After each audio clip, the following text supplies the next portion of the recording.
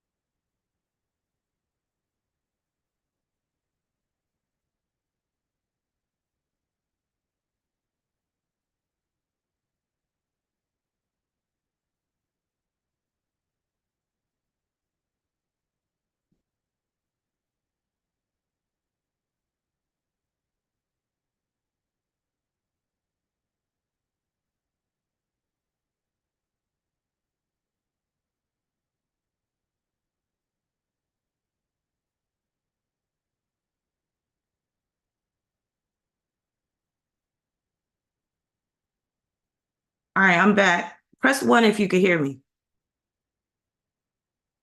I had closed out this box that was it was a notification on Zoom and it just shut me down.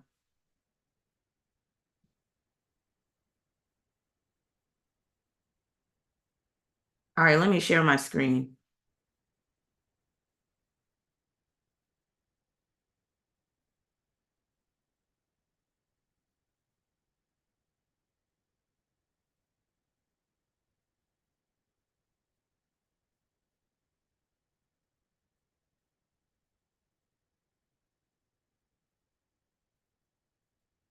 All right, the PowerPoint should come up soon. Okay. So like I was saying, I left off. Hold on. I left off talking about Little Richard. Very colorful guy. Very funny. But he was also conflicted. Very conflicted, especially dealing with his spirituality and his sexuality. But he also had a problem with drugs, which is very indicative of Mercury square Neptune. So it says here during his initial heyday in the 1950s rock and roll scene, Richard was a teetotaler, abstaining from alcohol, cigarettes, and drugs. But that didn't last long. Richard often find bandmates for drug and alcohol use during this era. Now, James Brown did the same thing. Like when James Brown was in the early part of his career, he basically would ban anybody from his band that he knew was taking drugs or maybe drinking too much. And then James Brown ended up becoming strung out on drugs. So Little Richard basically had the same situation. By the mid 1960s, however, Richard began drinking heavily and smoking cigarettes and marijuana. By 1972, he had developed an addiction to cocaine. He later lamented that period. They should have called me Little Cocaine. I was sniffing so much of that stuff. By 1975, he had developed addictions to both heroin and PCP, otherwise known as angel dust. His drug and alcohol use began to affect his career and personal life. I lost my reasoning, he later recalled. That's very Mercury square Neptune, him losing his reasoning. Of his cocaine addiction, he said that he did whatever he could to use cocaine. Richard admitted that his addiction to cocaine, PCP, and heroin were costing him as much as $1,000 a day. So in the 80s, Little Richard was always yelling about how, people copy his style and he didn't get the money that he should have got, but it looked like a lot of his money went to drugs. So can he really blame other people? But he probably really did get cheated out of a lot of money back in the day because that's what they did to artists. Now, in 1977, longtime friend Larry Williams once showed up with a gun and threatened to kill him for failing to pay his drug debt. Richard said that this was the most fearful moment of his life. Williams' own drug addiction made him wildly unpredictable. Richard acknowledged that he and Williams were very close friends, and when reminiscing of the drug-fueled clash, he recalled thinking, I knew he loved me. I hope he did. Within the same year, Richard had several devastating personal experiences, including his brother, Tony's death of a heart attack. the accidental shooting of his nephew, whom he loved like a son, and the murder of two close personal friends. So him losing a sibling and also a nephew, that's very Mercury square Neptune as well. So won a valet at the heroin man's house. These experiences convinced the singer to give up drugs and alcohol along with rock and roll and return to the ministry. So he kept going back and forth throughout his career between singing gospel music and singing worldly music.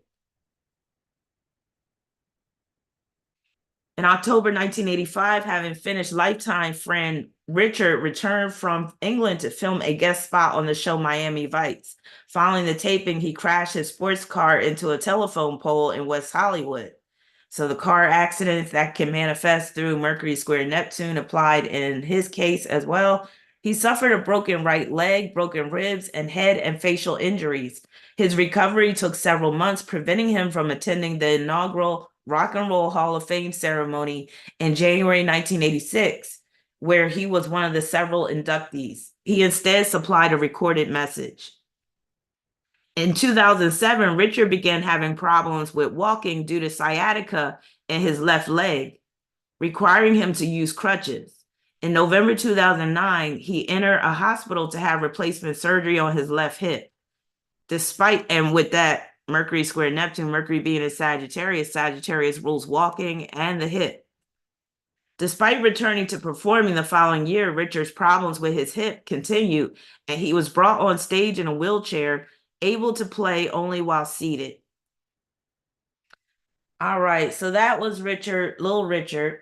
Next, we have Alex Jones. So Alex Jones is that infamous conspiracy theorist. I used to listen to Alex Jones' podcast back in the day, and I used to think he was just very funny with his delivery and his persona and all that. But then it got to a point where I started to get tired of Alex Jones's delivery. He started to become overly dramatic, over the top, doing a bunch of fear mongering. And after a while, when you're getting into these conspiracies, sometimes it can be very overwhelming and you just need to take a break from it all. And he was one of the catalysts for me taking a break from all these conspiracy theories and stuff, because sometimes it could just become too much to think about, too much on the brain. But yeah, so Alex Jones, controversial figure, very much about conspiracy theories. And some of his conspiracy theories I did believe in because a lot of people were saying the same thing, but in the truth movement. But other conspiracies, sometimes I would look at him with the side eye like, So Alex Jones in Aquarius has Mercury in Pisces, square in Neptune in Sagittarius.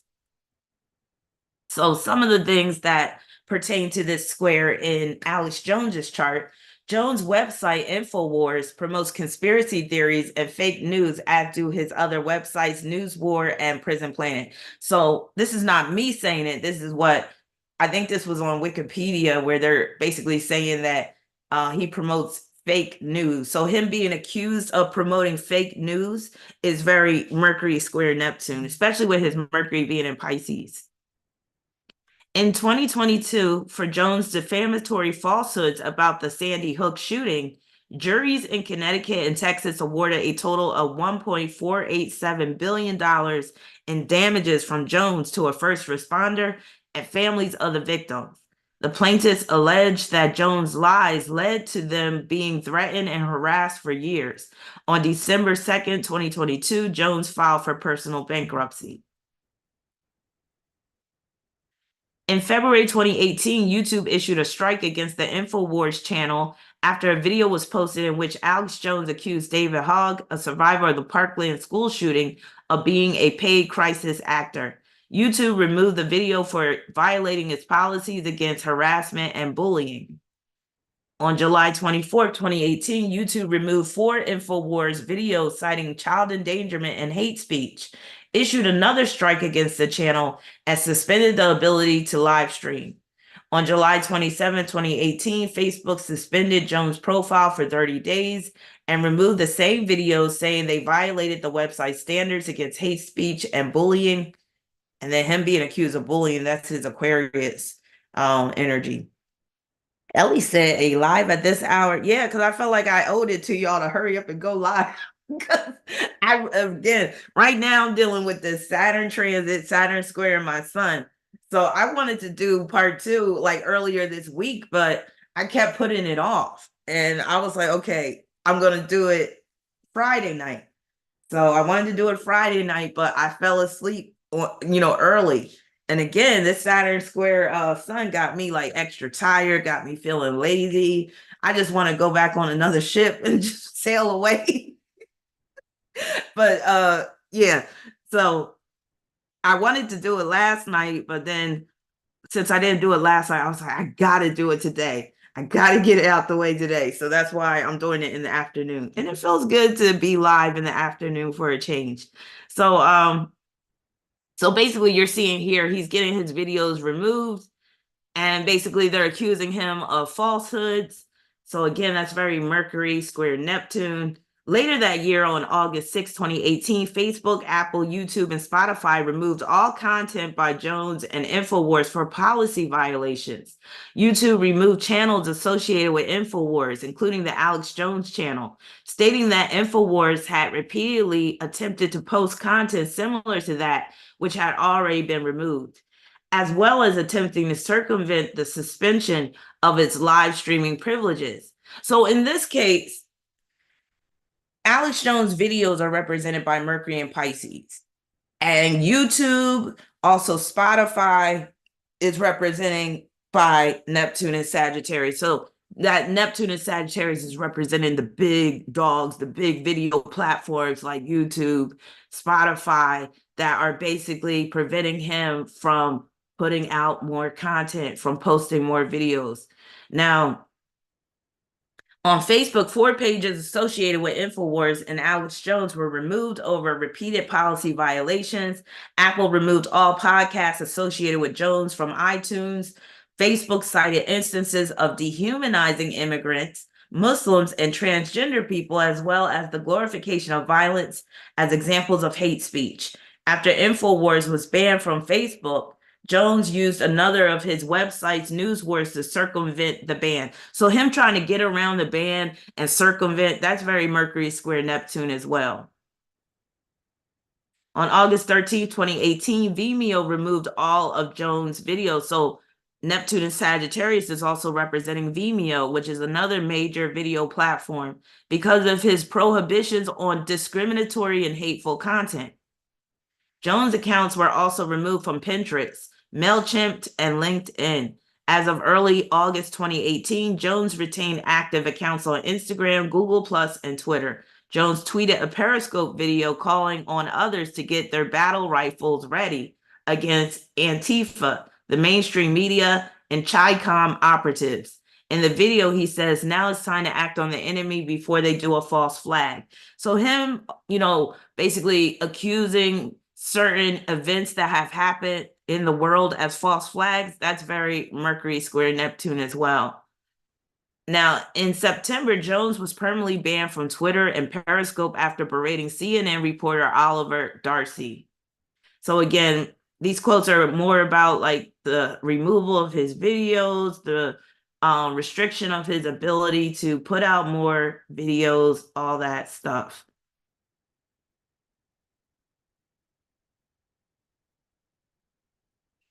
Next, we have this creep.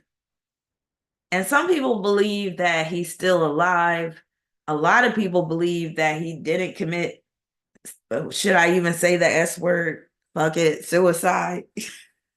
The whole term Epstein's Island, his secrets, his lies, his deception, lacking boundaries, very much indicative of Mercury square Neptune. I could barely look at this man's face. And he's an Aquarius, so another Aquarius, and he got that Aquarian smirk. Look at that. So Jeffrey Epstein has Mercury in Capricorn, squaring Neptune in Libra, and it's a pretty tight square.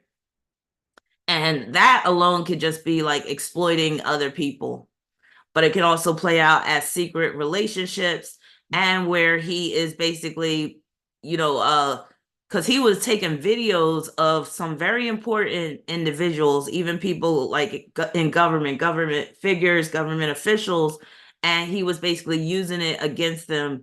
So in the event that I guess he got caught or what have you, or maybe he was using it to extort money from them. So Epstein began his professional life as a teacher at the Dalton School despite lacking a college degree. So again, we're seeing the lies that come with this Mercury square Neptune, the deception, him being a teacher but doesn't even have a college degree. He was dismissed from the school in 1976, which is very Mercury square Neptune. From September 1971, he attended the Current Institute of Mathematical Sciences at New York University, studying mathematical physiology, but left without receiving a degree in June 1974. So the whole theme of dropping out of school is very Mercury square Neptune as well. Epstein started working in September 1974 as a physics and mathematics teacher for teens at the Dalton School on the Upper East Side of Manhattan. Donald Barr, who served as the headmaster until June 1974, was known to have made several unconventional recruitments at the time. Although it is unclear whether he had a direct role in hiring Epstein, 3 months after Barr's departure, Epstein began to teach at the school despite his lack of credentials. Epstein was known for having a charismatic personality and treating his students more like friends than their teacher. Again, lacking boundaries as a teacher and being deceptive, becoming a teacher through deceptive means. However, he also allegedly showed inappropriate behavior towards underage female students at the time, paying them constant attention and even showing up at a party where young people were drinking, according to a former student. Other former students also saw him flirting with female students. Epstein installed concealed cameras in numerous places on his property to allegedly record sexual activity with underage girls of prominent people for criminal purposes such as blackmail.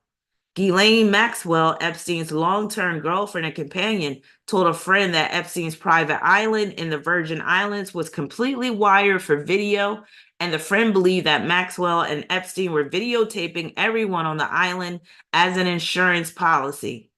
When police raided his Palm Beach residence in 2006, 2 hidden cameras were discovered in his home. It was also reported that Epstein's mansion in New York was wired extensively with a video surveillance system.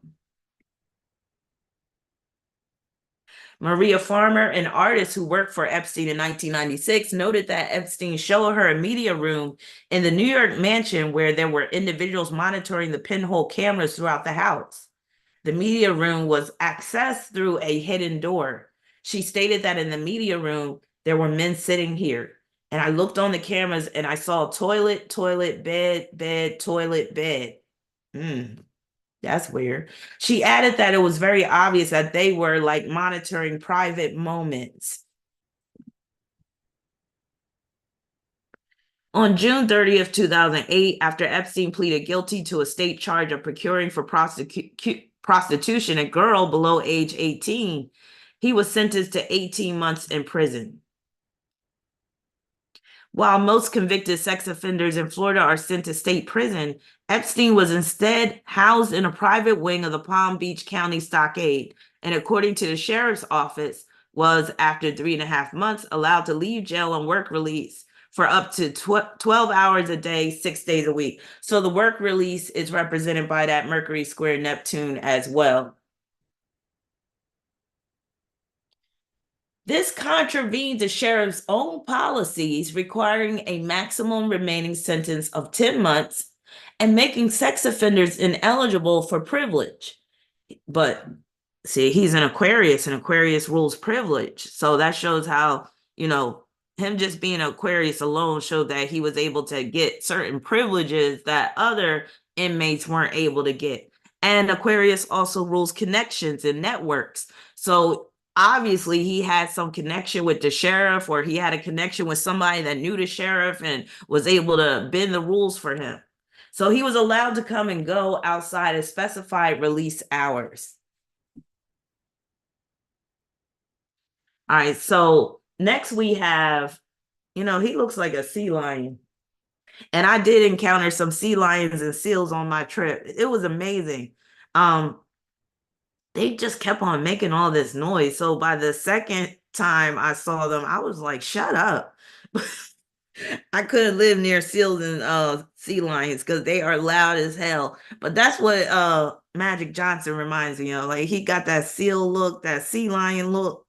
Uh, Jupiter said milk dud head. So, Magic Johnson was dealing with some scandal, dealing with some secrets with his Mercury square Neptune. Now, if you don't recall, Magic Johnson ended up coming forward admitting that he was diagnosed with AIDS. And, that was such a big scandal back in the day because AIDS was still pretty new on the scene in terms of deadly diseases. So and it was basically also relegated to gay male sex. Like, they basically tried to make it into a gay disease. So when Magic Johnson came out saying, I have AIDS, there was all this speculation about his sexuality, but he claimed that he must have got it from a woman because he claimed he wasn't dealing with men. But that could have been a lie because, after all, he does have Mercury square Neptune, with Neptune being a Scorpio, which could be he's not being upfront about his sexual proclivities, but that can also deal with the scandal and humiliation he faced as a result of coming out about him being HIV positive. I think he was just HIV positive. I don't think he had full-blown AIDS, but y'all correct me if I'm wrong. But I probably have it in one of these quotes. So Johnson would often help his father on the garbage route, and he was teased by neighborhood children who called him garbage man. That's the epitome of this Mercury and Leo square Neptune and Scorpio, because this square can deal with being humiliated by your peers, by your schoolmates, being made fun of, being ridiculed. So the garbage is represented by Neptune and Scorpio, and Mercury and Leo is representing his father, but also the school children laughing at him because his father has him picking up garbage with him. But like, this square can deal with, there's been plenty of times in Magic Johnson's life where he had to swallow his pride. Now, Johnson did join the basketball team, but became angry after several days when his new teammates ignored him during practice, not even passing the ball to him. He nearly got into a fight with another player before head coach George Fox intervened. So him being ignored by his teammates, that's very Mercury square Neptune. Thule said LL Cool J is his best friend and they got it too. Oh, I didn't know that they were friends. Ellie said all the money, not enough moisturizer. He was looking kind of dry in that picture, wasn't he? Man, let's take a look at it again. I mean, it looked like he tried to do the best that he could. It looked like he just got, just dry skin naturally. So, all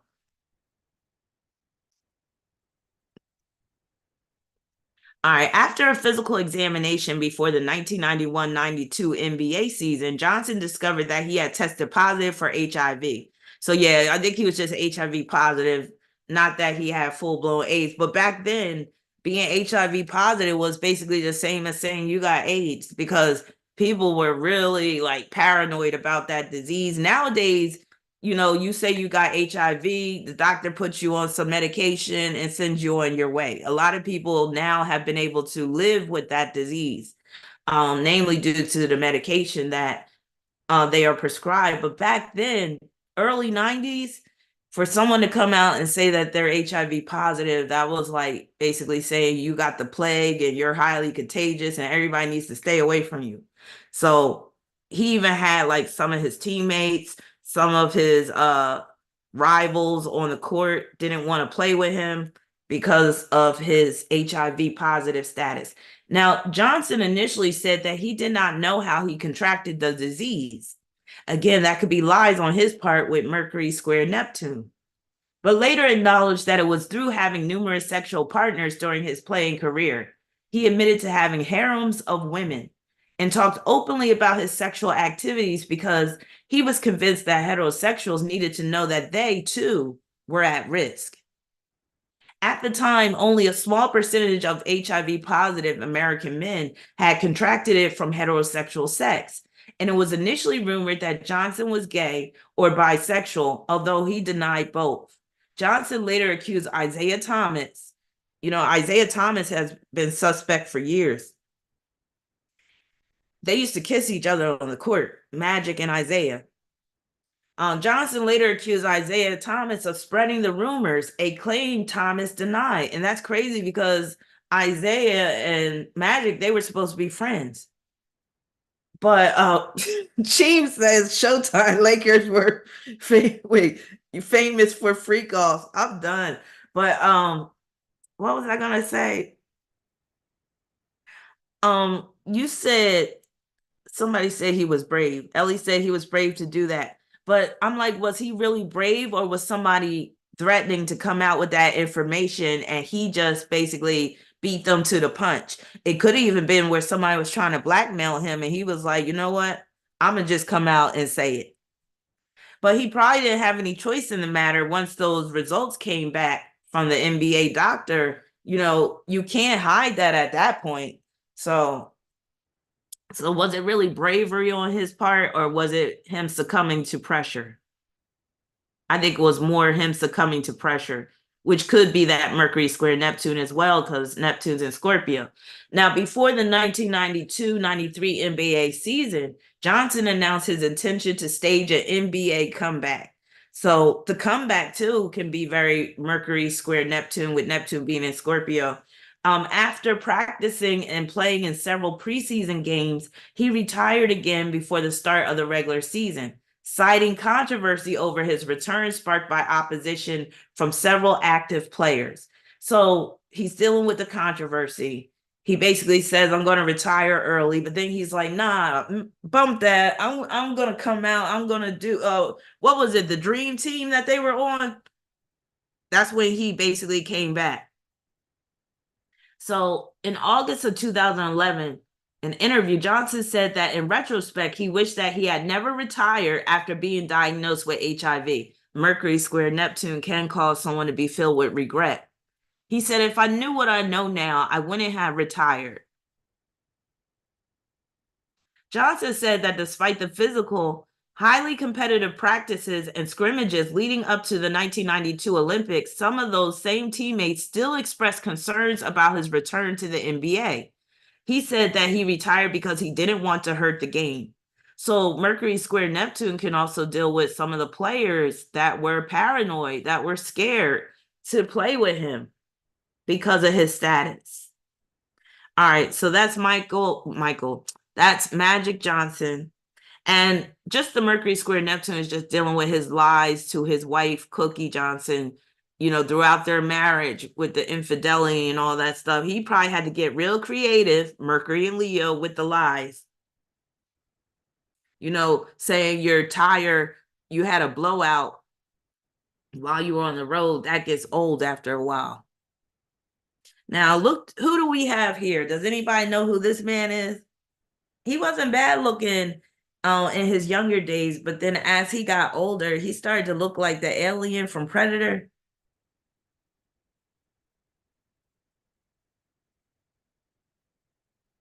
Yeah, Cheem said Lakers freak offs were all combos, including men on men. One of the houses was in Burbank. I believe it. Yes, blind critic. That's Miles Davis. Miles Davis, he battled drug addiction, alcoholism too, I believe. And that's very indicative of Mercury square Neptune. But I also believe the man had some secrets. And there was one key figure in Hollywood that came out and basically exposed one of his secrets. So Miles Davis, famous trumpet player, famous jazz musician, one of the greatest that have ever did it in terms of jazz. So here is Miles Davis in his latter years. As you can see, he's starting to take on that whole alien look with the hair all being all spread out now. That's him with Dizzy Gillespie in the middle. And then I don't know who this Reverend guy is, but I'm showing these pictures because there was a story that came out about Miles Davis and Dizzy Gillespie.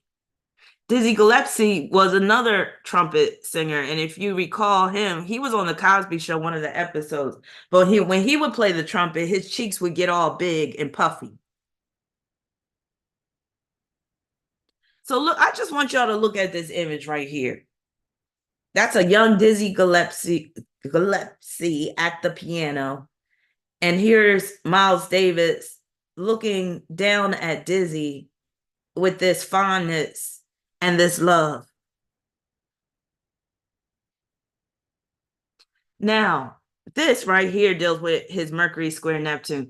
After the show, Pryor, meaning Richard Pryor, who was friends with Miles Davis, after the show, Pryor went to Davis' dressing room to thank him for what he had done. But he found the music legend passionately kissing Dizzy Gillespie. Pryor's complicated friendship with Davis began that night, especially after Davis introduced the burgeoning comedian to his personal drug dealer. So the drug theme with Mercury square Neptune, but also the secret love affairs with Mercury square Neptune, especially with his Mercury and Taurus ruling his fifth house, squaring Neptune and Leo. So that could be a secret love affair. And again, with Dizzy Gillespie, you could see it basically how Miles Davis is looking lovingly down at Dizzy Gillespie. Now, you wouldn't even know this story unless you knew about what Richard Pryor had said. Now, Richard Pryor, it's been speculated that he was bisexual, but Richard Pryor, he really didn't, hide that aspect about his life, especially during that roast of Richard Pryor. Or was it the roast of Paul Mooney? It was the roast of somebody. But yeah. But this just goes to show you that you can't judge a book by its cover. You can't always just assume that things are what people say they are, especially when you're dealing with the music industry, Hollywood, all that type of stuff. I believe a lot of them got down in the bisexual way.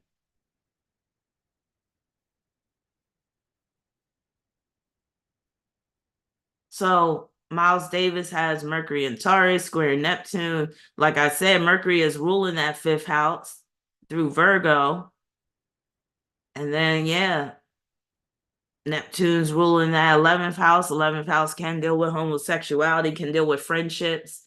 It can deal with the lines are blurred between love and friendship, basically, that square. But it also represents his drug addiction as well and his reclusive tendencies. Now, this statement right here is dealing with Mercury square Neptune as well. Davis finished high school and graduated in absentia in June. So him graduating in absentia is very Mercury square Neptune. Davis started on the trumpet in his early teens. He left to study at Juilliard in New York City. Miles Davis grew up in a very well-to-do household. His father was a dentist, I believe, and his mother was very educated as well, I believe. Davis, before dropping out and making his professional debut, dropping out Mercury square Neptune, Davis often skipped his classes. In mid-1945, Davis failed to register for the year's autumn term at Juilliard and dropped out after 3 semesters because he wanted to perform full-time. So him dropping out of Juilliard, which is a prestigious music school, is very much Mercury square Neptune. Now, Davis' father would soon become distant to his children as the Great Depression caused him to become increasingly consumed by his job, typically working 6 days a week. So basically, him feeling abandoned by his father is pointing to that Mercury square Neptune. Against the fashion of the time, Buchanan stressed the importance of playing without vibrato and encouraged him to use a clear mid-range tone. Davis said that whenever he started playing with heavy vibrato, Buchanan slapped his knuckles. So that's dealing with that square as well. In later years, Davis said, I prefer a round sound with no attitude in it, like a round voice with not too much tremolo. Sorry, I don't know all these musical terms, and not too much bass, just right in the middle. If I can't get that sound, I can't play anything. So that's him being very, exacting when it comes to the certain sounds that his trumpet is playing, and where he feels like he can't play it if it's not just right. And Taurus very much deals with music, but it can also deal with where you want to nail something, where there's no uncertainty, where it's like boom, right on the money. Now, before his death in 1991 from the combined effects of stroke, pneumonia, and respiratory failure. So remember, I said Mercury square Neptune can deal with respiratory disorders. It can play out as pneumonia. In December 1948, Davis quit, saying he was not being paid. He was falling behind in hotel rent, and attempts were made to repossess his car. His heroin use became an expensive addiction, and Davis, not yet 24 years old, lost my sense of discipline, lost my sense of control over my life, and started to drift. That's very Mercury square Neptune. He toured with Epstein and Billie Holiday and was arrested for heroin possession in Los Angeles. So him getting arrested, very Mercury square Neptune. Davis had an operation to remove polyps from his larynx in October 1955. The doctors told him to remain silent after the operation, but he got into an argument that permanently damaged his vocal cords and gave him a raspy voice for the rest of his life. So this square is dealing with the problem with his vocal cords, with Taurus ruling the vocal cords. And basically, Neptune can diminish things. So it basically is diminishing his vocals, his ability to speak. In October 1972, he broke his ankles in a car crash. He took painkillers and cocaine to cope with the pain. Looking back at his career after the incident, he wrote, everything started to blur. That's very Mercury square Neptune. In his autobiography, Davis wrote frankly about his life during his hiatus from music. Him taking a hiatus from music is very Mercury square Neptune. He called his Upper West Side brownstone a wreck and chronicled his heavy use of alcohol and cocaine, in addition to sexual encounters with many women. He also stated that sex and drugs took the place music had occupied in my life. Drummer Tony Williams recalled that by noon, on average, Davis would be sick from the previous night's intake. Davis returned to his reclusive lifestyle in New York City. Soon after, Marguerite Eskridge had Davis jailed for failing to pay child support for their son Aaron. That Mercury square Neptune, with Mercury being in Taurus, Neptune in Leo, that's him trying to skip out on child support, which cost him $10,000. In January 1982, while Tyson was working in Africa, Tyson, meaning Cicely Tyson, who was one of his wives, in January 1982, while Tyson was working in Africa, Davis went a little wild with alcohol and suffered a stroke that temporarily paralyzed his right hand. Tyson returned home and cared for him.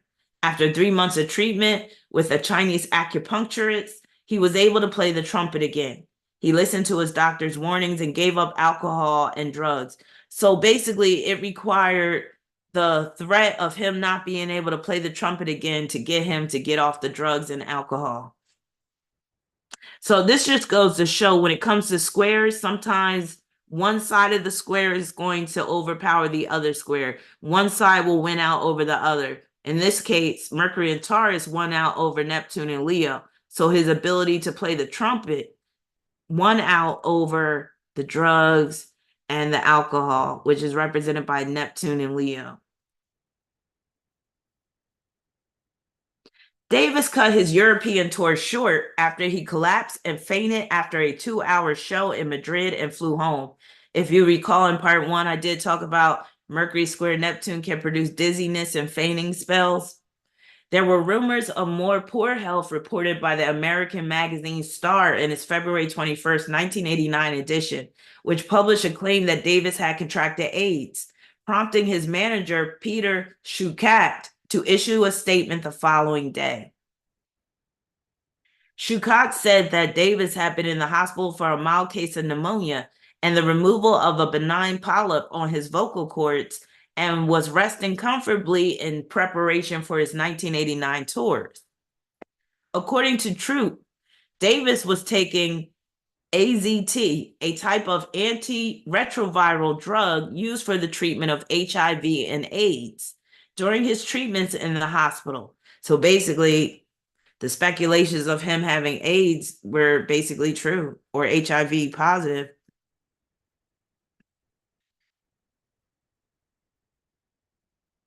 Okay, next we have this crybaby. Y'all know who this is. Lucius Lyons.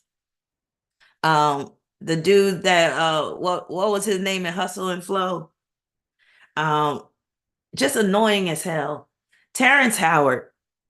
So Terrence Howard, if you know anything about him, basically that will give you clues as to how Mercury square Neptune has played out in his life, especially when he lost his mind and he was basically challenging mathematics and physics and stuff. I don't know if y'all remember that, but yeah, I was like, he totally lost his mind on that one. Now, Terrence Howard is a Pisces, and that Pisces sun does explain a lot about his crybaby tendencies. And with the Mercury square Neptune, it just makes it even worse. Even though his Mercury is in Aquarius, which can cause him to be rather rational, that Neptune is messing things up.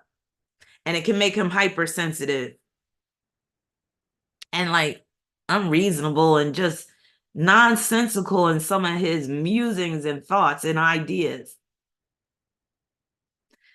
So he has Mercury in Aquarius, squaring Neptune and Scorpio, both at the 28th degree. That's some tight energy. Like that is like dead on.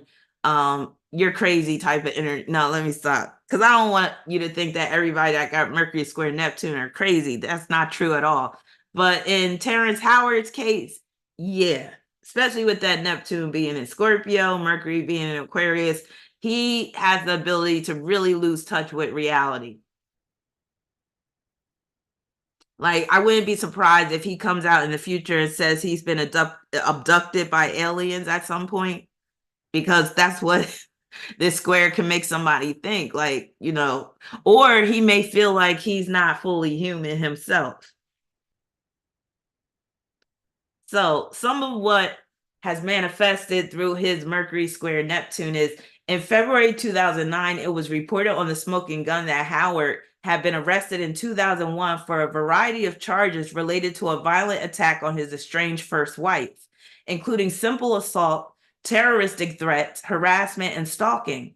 According to police reports, he arrived at her house after an argument on the phone, forced entry into her home by breaking in doors, and chased her into the backyard, where he punched her twice in the face with a closed fist. The violent attack ended when Howard's brother stepped in. In 2002, he pleaded guilty to disturbing the peace. So that Mercury square Neptune can cause a bunch of problems in terms of his relationships, because it can make him quite paranoid.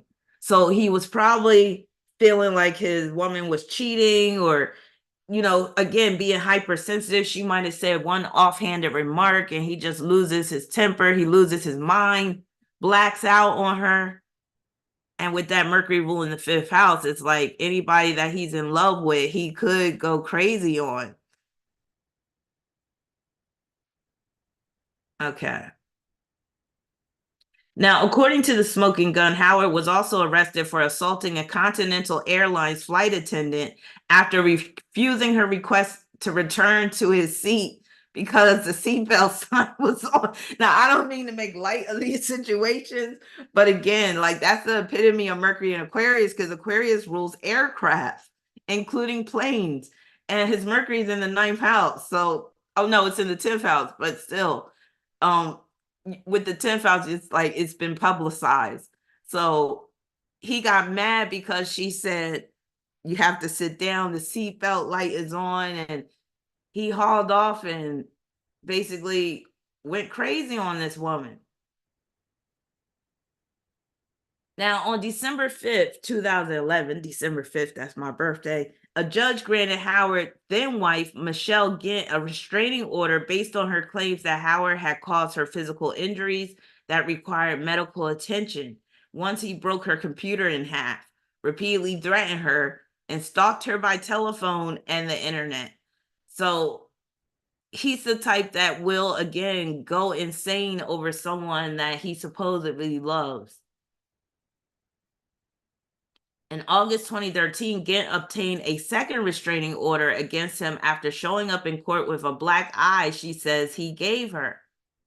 And this man basically has gotten away with all this in terms of public opinion, because I don't recall anybody really, condemning him for this. And he was still given plenty of roles after this. Now, in a September 2015 interview with Rolling Stone, Howard admitted to hitting his first wife in 2001, saying, "She was talking to me real strong." Okay, I'm trying not to. Okay. See what I mean? Like his lover, his wife, whatever, could say just some offhanded remark, like how he's saying she was talking to me real strong, and I lost my mind and slapped her. I lost my mind. Mercury square Neptune.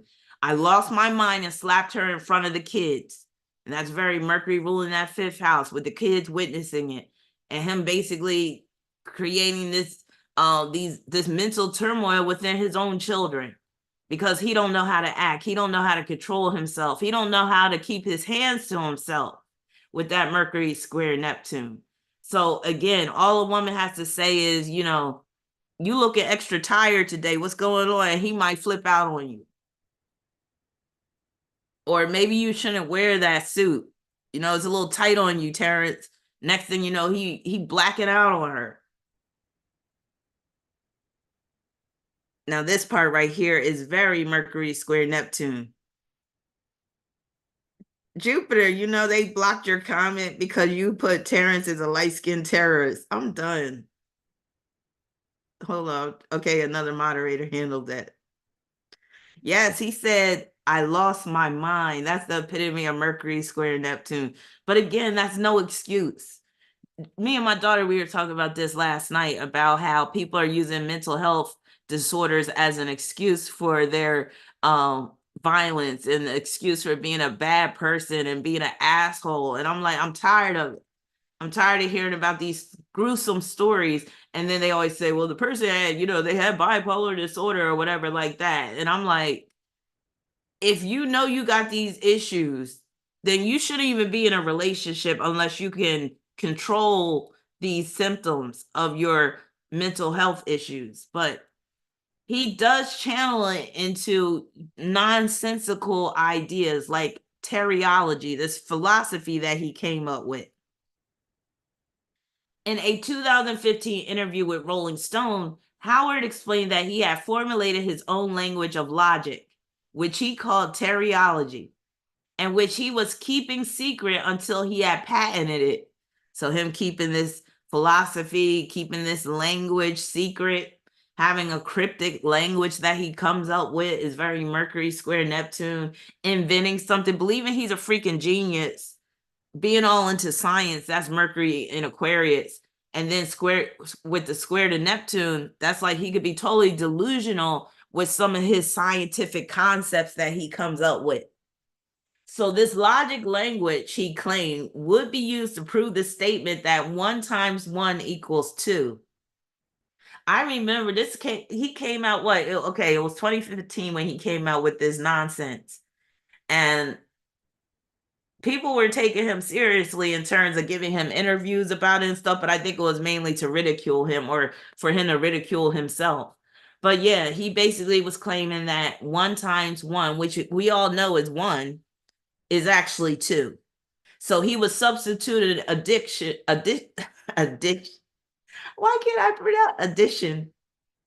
That's Saturn square, my son. Addition for multiplication. He said, how can it equal 1? If 1 times 1 equals 1, that means that 2 is of no value because 1 times itself has no effect. 1 times 1 equals 2 because the square root of 4 is 2. So what's the square root of 2? Should be 1. But we're told it's 2. And that cannot be. First of all, the square root of 2 is not 2. Now, Howard blames his leaving Pratt over disagreements with a professor regarding this hypothesis.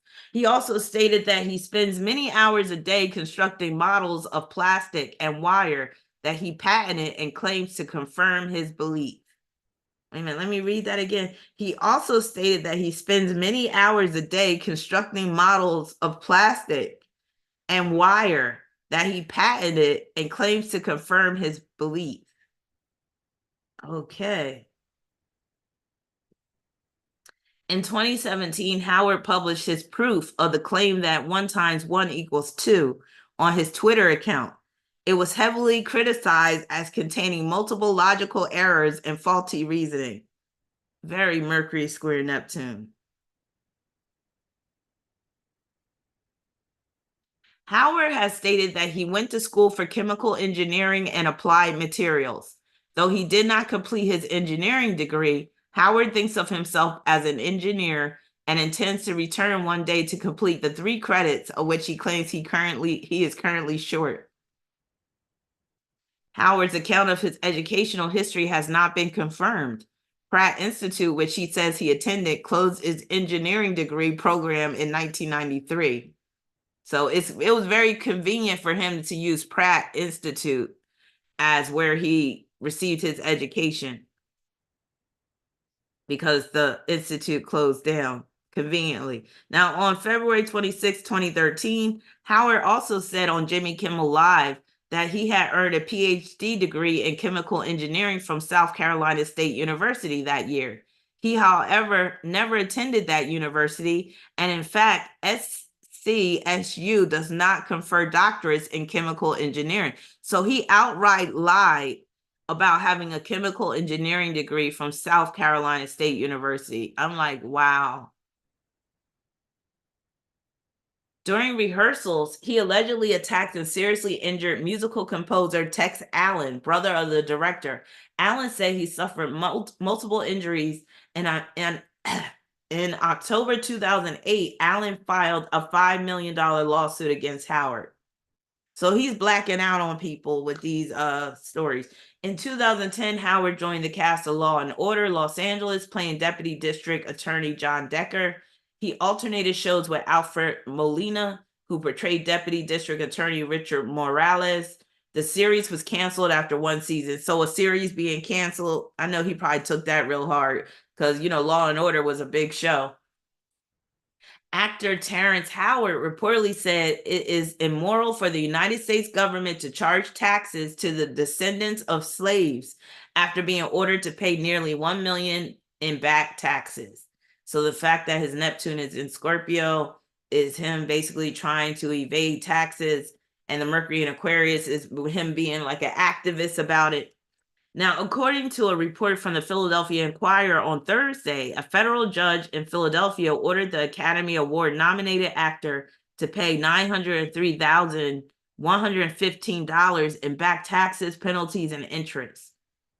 For more than a year, the 54-year-old star of the TV empire, whose last listed address was in Plymouth Meeting, rebuffed IRS efforts to collect $578,000 in income taxes. It says he failed to pay between 2010 and 2019, the Inquirer reported.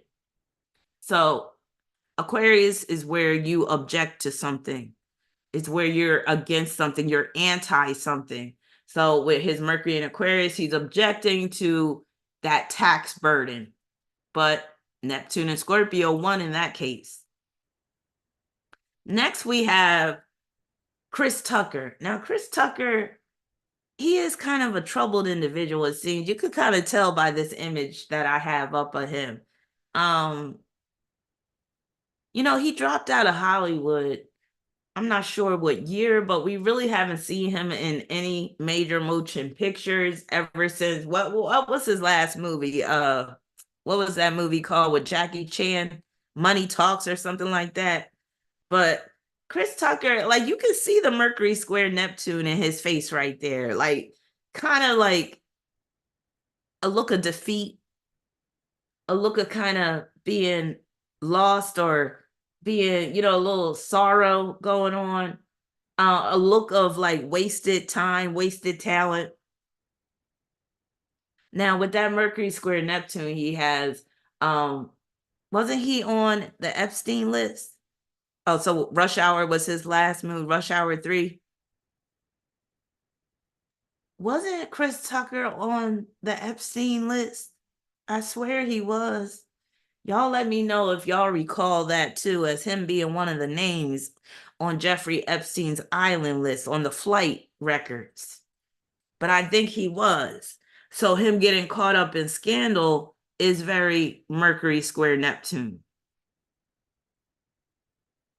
So Chris Tucker, Virgo, he has Mercury and Leo squaring Neptune and Sagittarius, which is a dissociative square. If Neptune were in Scorpio, that would be a natural square. But Neptune is only at the 0 degree of Sagittarius. That could actually make things worse because with Sagittarius, that 0 degree of Sagittarius, he could seriously lose his mind at times. He could, like, fear could really overwhelm him at times with Neptune at that 0 degree of Sagittarius. So Jane, you're saying yes, he was on the list. Kauai, you're saying yes, he is. Sacred Artist. And isn't it interesting? Jeffrey Epstein has Mercury square Neptune. Chris Tucker, who was one of the people on the list, has Mercury square Neptune.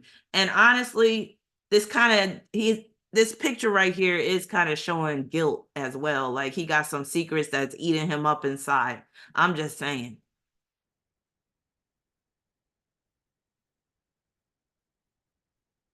Now, Tucker did not reprise his role as Smokey in Next Friday or Friday After Next for religious reasons. So that would be that Neptune at the 0 degree of Sagittarius. Basically, his religion, Jesus, God is winning out over that Mercury and Leo. Leo is about entertainment. Leo is about being a star, a celebrity, an actor. So this right here is the epitome of that square. So he didn't want to play Smokey. Smokey was the pothead in the Friday franchise. So his religion, his spiritual beliefs won out over him being in that role that made him so popular. And this square can even cause him to regret becoming an actor because he might have felt like being an actor caused him to compromise his morals and ethics. Now, also in 2014, Tucker told an interviewer that he refrains from using harsh profanity in his performances due to his Christian faith. I'm sorry, but sometimes you got to look at these people that like to wave that flag of Christianity with the side eye, because sometimes you got to be like, okay, are they using the church to hide? And what do they say? The church is the devil's favorite hiding place. So yeah, the fact that he's on that list, but he's all trying to be a holy roller and basically talking about, Jesus saves and all this type of stuff makes me a little skeptical. Now, Tucker's connection to Jeffrey Epstein was covered in the 2020 Netflix documentary series, Jeffrey Epstein. I forgot that I actually put this quote in here. So, filthy rich. In 2002, Tucker traveled in Epstein's airplane alongside Bill Clinton and Kevin Spacey. Kevin Spacey is a dirtbag.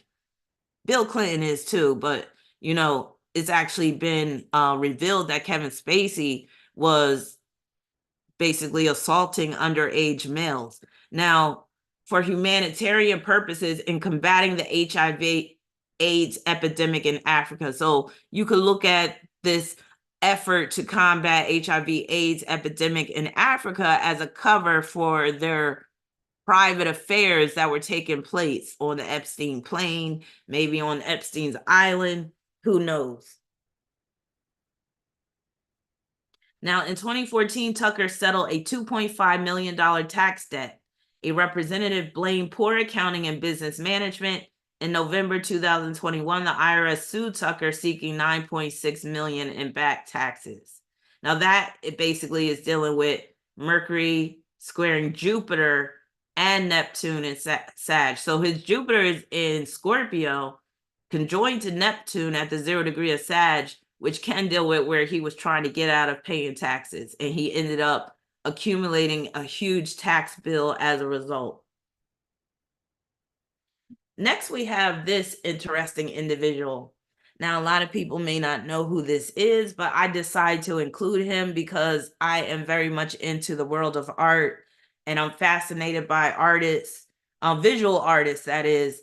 And, you know, some of the craziest people have been visual artists, like Vincent van Gogh.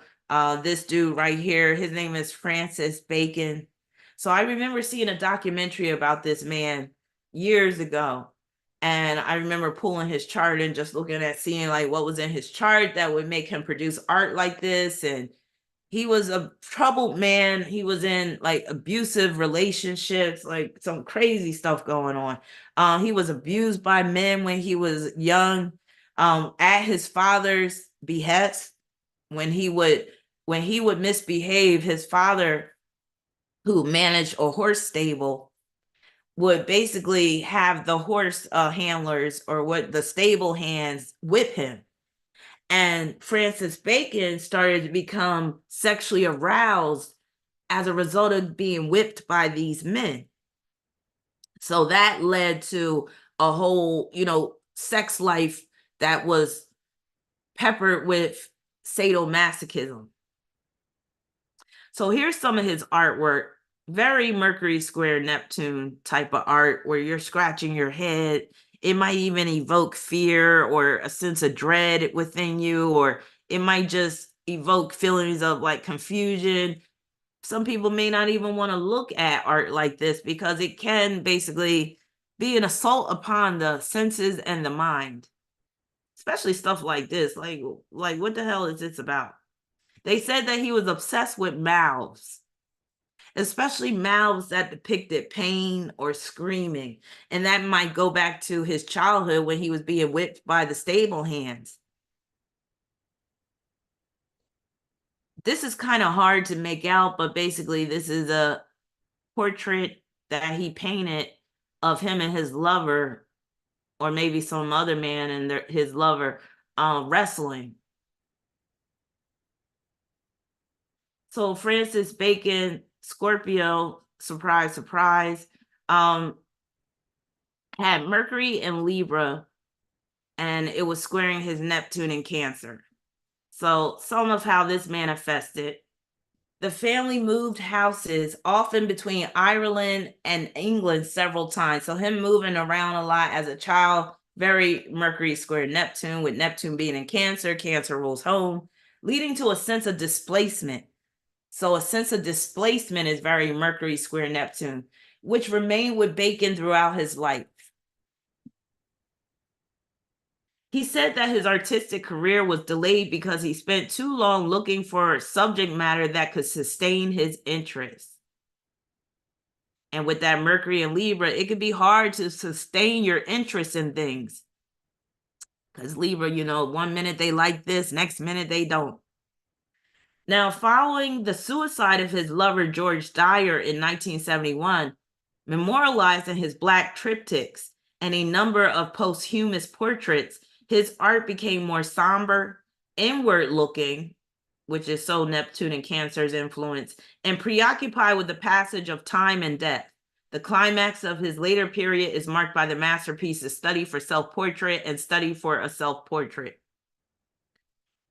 At a fancy dress party at the Firth family home, Cavendish Hall in Suffolk, Bacon dressed as a flapper with an Eton crop, beaded dress, lipstick, high heels, and a long cigarette holder. So in this case, you can see where that Neptune and Cancer is influencing his style of dress, is influencing how he presents himself to the public. So he was basically in drag, and that very much deals with this square. Later that year, Bacon was thrown out of Strafford Lodge following an incident in which his father found him admiring himself in front of a large mirror wearing his mother's underwear. Bacon found that by avoiding rent and engaging in petty theft, he could survive. To supplement his income, he briefly tried his hand at domestic service, but although he enjoyed cooking, He became bored and resigned. Very much Mercury and Libra squaring Neptune and Cancer. He was sacked from a telephone answering position at a shop selling women's clothes in Poland Street in Soho after writing a poison pen letter to the owner. So a poison pen letter, that's very Mercury square Neptune.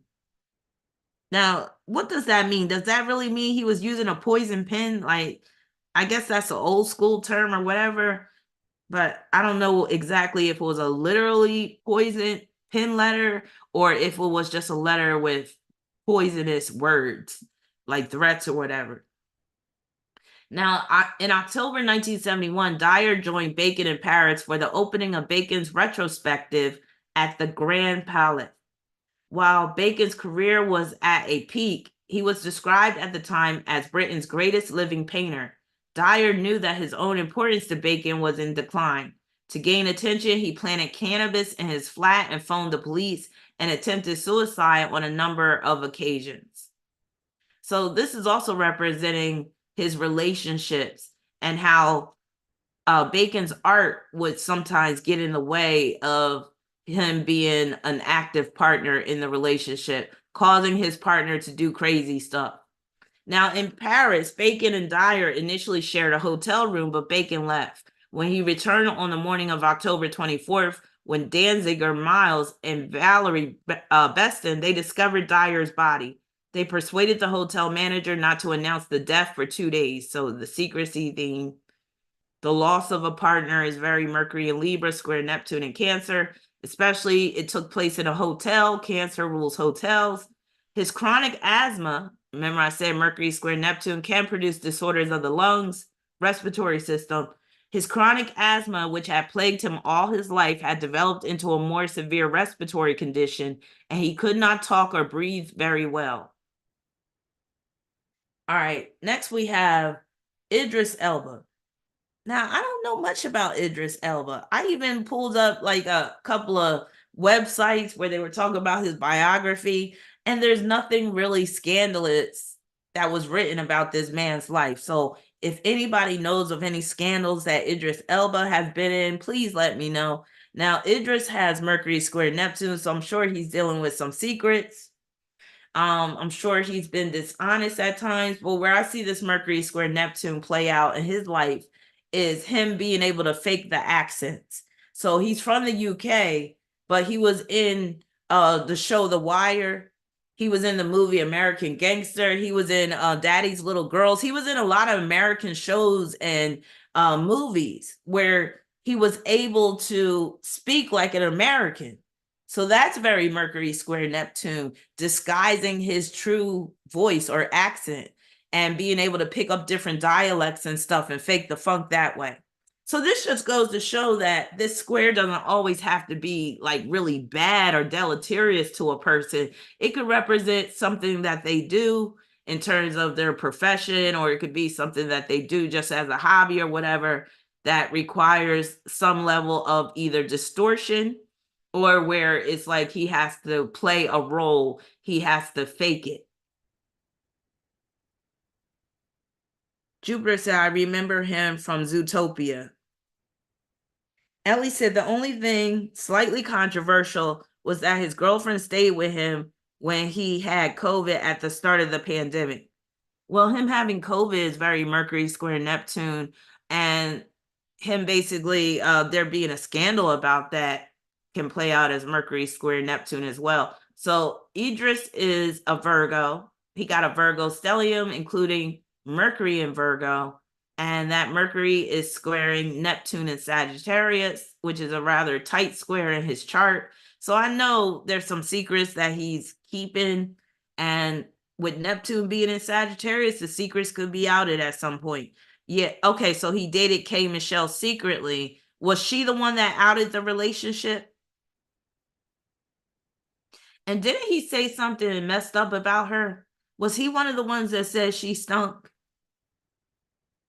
And she was like, my hot pocket don't stink or something like that.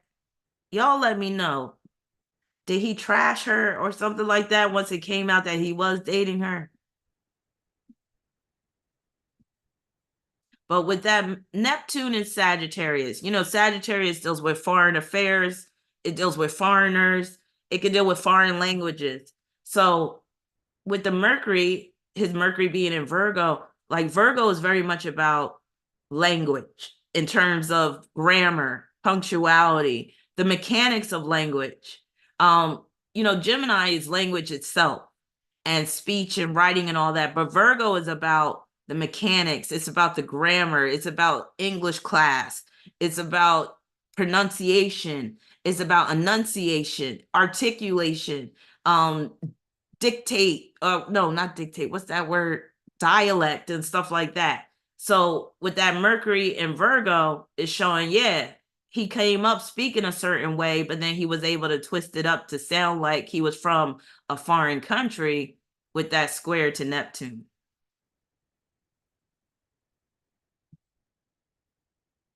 Wait a minute, who's this rapper Mano? So there was a scandal with him and a rapper. But yeah, not much to say about him. But like I have here, the fake accents, I really don't know much about him. Now, next we have this crazy chick. Now, I love her in terms of her music and stuff, but sometimes she's a bit too out there. So imagine you're born with the sun in Pisces, and then you got Mercury square Neptune. Like, you won't be able to be normal to save your life. Like, so the fact that she's so out there and she's like so free spirited and she's very mystical and all that type of stuff, basically that is real. Like, this is who she really is. But sometimes she can just go too far with it. Sometimes she can't even end up humiliating herself. Sometimes she's just too much. Like, you too much with this mystical, I'm this, cosmic being that has no boundaries. And, look at the buttons wig she got on. I'm just saying. But again, she does her, and I can't hate on her for that. But sometimes, Erykah, you be doing a bit too much. Like, what was she wearing? She in one of her concerts, she had these pants on that I can't even describe what it is. The fact that you can't even describe her look at times, very Mercury square Neptune combined with that Pisces sun. So, and then she got Mars in Sagittarius, which can make her way over the top. She's a Sagittarius rising. She got Jupiter rising in Sagittarius in the 12th, conjoined to Neptune and Sag. Like, she is just so out there, larger than life, free spirited. That Sagittarius is representing her free spirited nature. Then she got Sun and Moon in Pisces. She got Mercury in Aquarius and the North Node in Aquarius. Again, she couldn't be normal if she tried. Even with that Venus in Capricorn, see, that Venus in Capricorn helps to ground her and helps her to be about making that money and helps her to be dedicated to her art and her craft and helps her to, be practical about things to a certain extent, mainly getting that money. But that Venus in Capricorn is still not enough to fully ground her with that Moon in Pisces, Sun in Pisces, Mercury in Aquarius, and that Sagittarius energy. Like, whoo, that's some far out energy to be born with. So again, when you see her just looking like she just came off of some spaceship and she from some alien race, very Mercury in Aquarius, squaring that Neptune. Now, she's dealing with a dissociative square with Neptune being in Sagittarius, but it's still very powerful. And like I said, with Neptune being in Sagittarius, that can really cause a person to be out there. Like, there's no limits to what they can do in terms of their craziness or their just artistic expression and things like that. But this Mercury square Neptune aspect in her chart has gotten her into some hot water at times, which I'm about to show. Now, keep in mind that her Mercury is in Aquarius, and Aquarius rules nudity. And do y'all remember that song she came out with? Can I get a window seat? Don't want nobody next to me. I just want a ticket out of town and look around. And I say touchdown. Okay, but yeah, you know how she do. But yeah, that song Window Seat. Remember the video? Remember in the video, she got butt ass naked in public, like just stripped down. And like that was the first time people really realized how big her booty was too. It was like, damn, Erykah got dunked. Like she got them cakes. But anyway, that whole taking her clothes off in public, very Mercury and Aquarius, and with Mercury being conjoined to that North Node, basically this is part of her whole destiny to really bear it all at times. Now, with this square, it says she left the university in 1993 before graduating to focus fully or more fully on music. Very Mercury square Neptune, dropping out of school. You said she was fully naked on fire. Now, on March 13, 2010, Badu filmed a video for her song Window Seat at Dealey Plaza in Dallas, Texas, the site of the assassination of President John F. Kennedy. She wrote on her Twitter feed that the video was shot guerrilla style. No crew, one take, no closed set, no warning, 2 minutes, downtown Dallas, then ran like hell. The team did not acquire permission or permits from the city.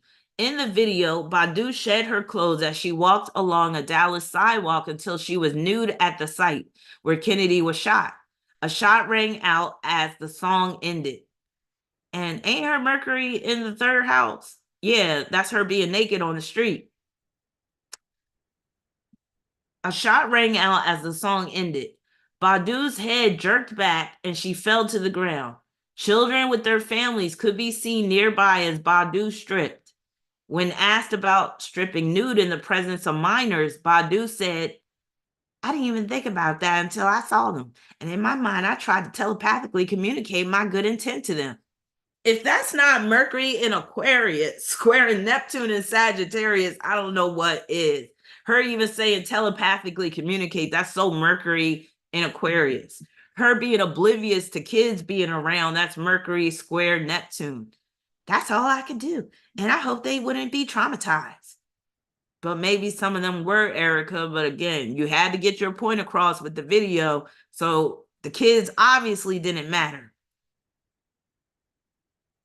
Badu said on the Wanda Sykes show on April 3rd, 2010, that it was not her intention to insult the memory of the late President John F. Kennedy. My point was grossly misunderstood. So her saying she was misunderstood, very Mercury square Neptune, all over America. JFK is one of my heroes, one of the nation's heroes. John F. Kennedy was a revolutionary. He was not afraid to butt heads with America. And I was not afraid to show America my butt naked truth. There it is right there. Now, Cootie and Cheeky, directors of the Window Seat video, said they had bail money ready during the filming in case Badu was arrested. Badu said the video was a protest, that's very Mercury and Aquarius, protesting against groupthink. But Mercury and Aquarius also rules groupthink and was inspired by Matt and Kim's music video Lessons Learned. Badu has also said she has no regrets. But with that Mercury square Neptune, I bet she does regret it a little bit. Because that is the square that deals with regret. Now, Badu came under fire by the US-based Human Rights Foundation for performing at the birthday celebration of King Mswati III, ruler and monarch of Eswatini, formerly known as Swaziland. Mswati, credited as Africa's last absolute monarch, is considered to be a serial human rights abuser, ruling in luxury in a country infamous for its poverty and spiraling HIV rates. Badu presented Mswati with a $100 bill and a good luck stone. Again, Mercury square Neptune can cause somebody to have their foot in their mouth, shoot themselves in the foot, do things that are basically not smart, not well thought out, not thinking of the consequences, and then you later regret what you did, or you end up with egg on your face. Now, in a January 2018 interview with Vulture, Badu was asked about accusations of anti-Semitism based on a 2008 Haaretz article, which describes her telling a Tel Aviv crowd, Louis Farrakhan is not an anti-Semite. He loves all people. She denied being anti-Semitic, but said, I'm a humanist. Very Mercury in Aquarius. I see good in everybody. I saw something good in Hitler. again, putting your foot in your mouth, shooting yourself in the foot. Now, you know good and well, if you say something, anything positive about Hitler, you're going to face some type of backlash for it. After being asked to clarify her comments, Badu praised Hitler's paintings.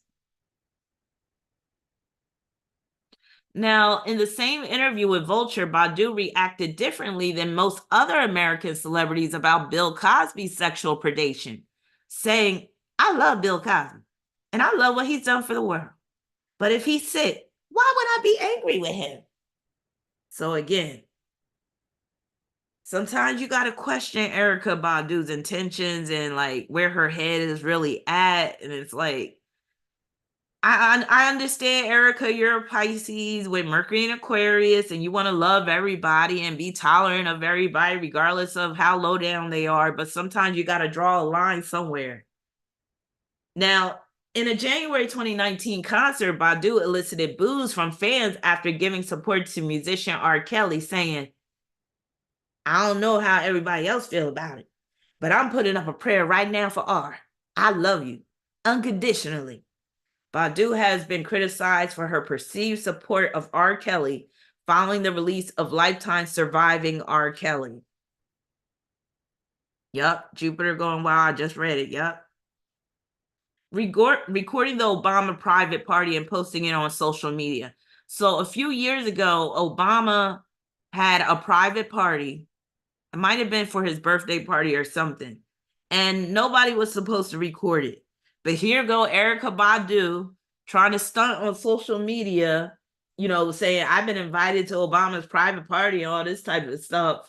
And I could tell the looks of the people in the crowd, they weren't having it.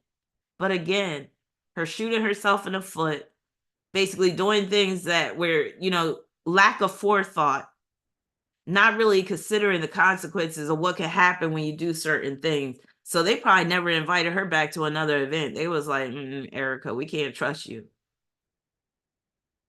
This ninja right here, you know, I've never really been a fan of Ludacris.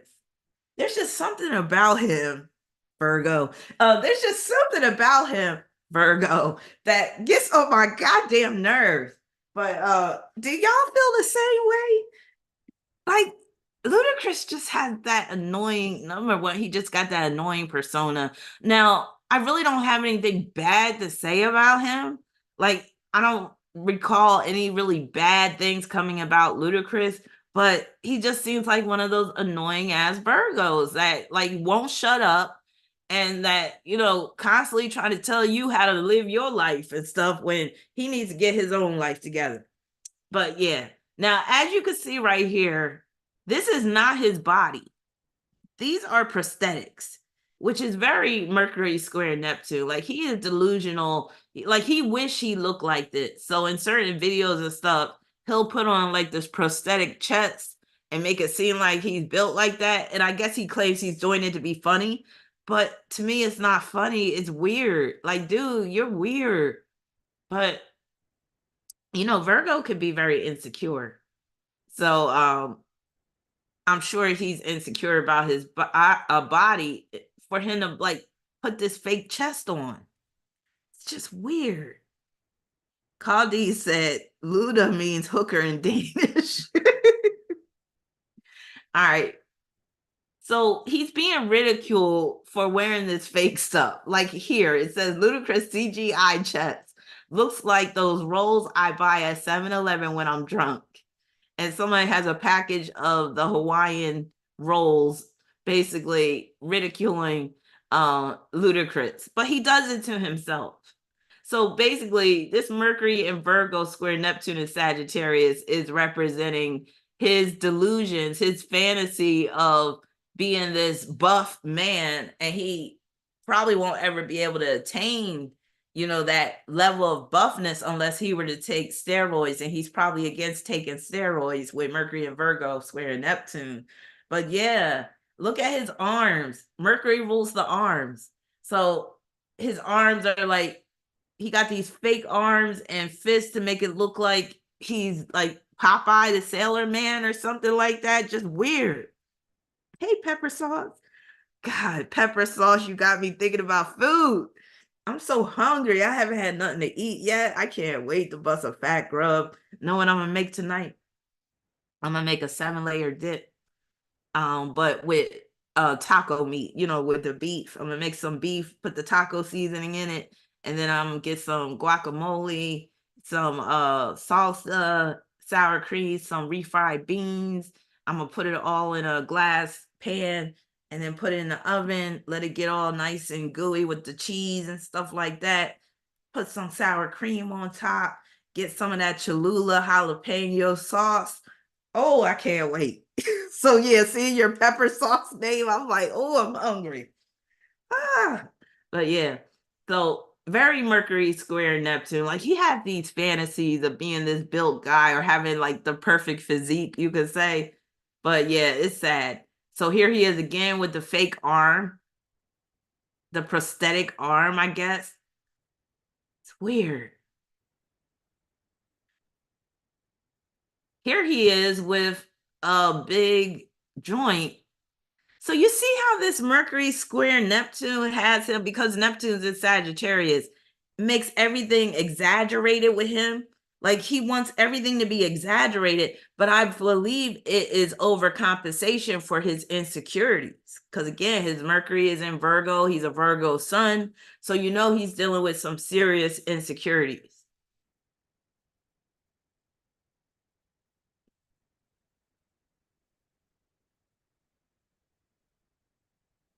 All right. So here are some of the things that have happened with his Mercury square Neptune. So tensions began when T.I. saw Disturbing the Peace rapper Ludacris wearing wait a minute. In 20's video in which a man wearing a shirt with the words trap house. Okay. So there was this conflict that took place between T.I. and Ludacris, because in T.I.'s video, no, not T.I.'s video, in Ludacris' video, there was a man with the shirt with the words trap house. T.I. believed that the man's shirt actually said trap music.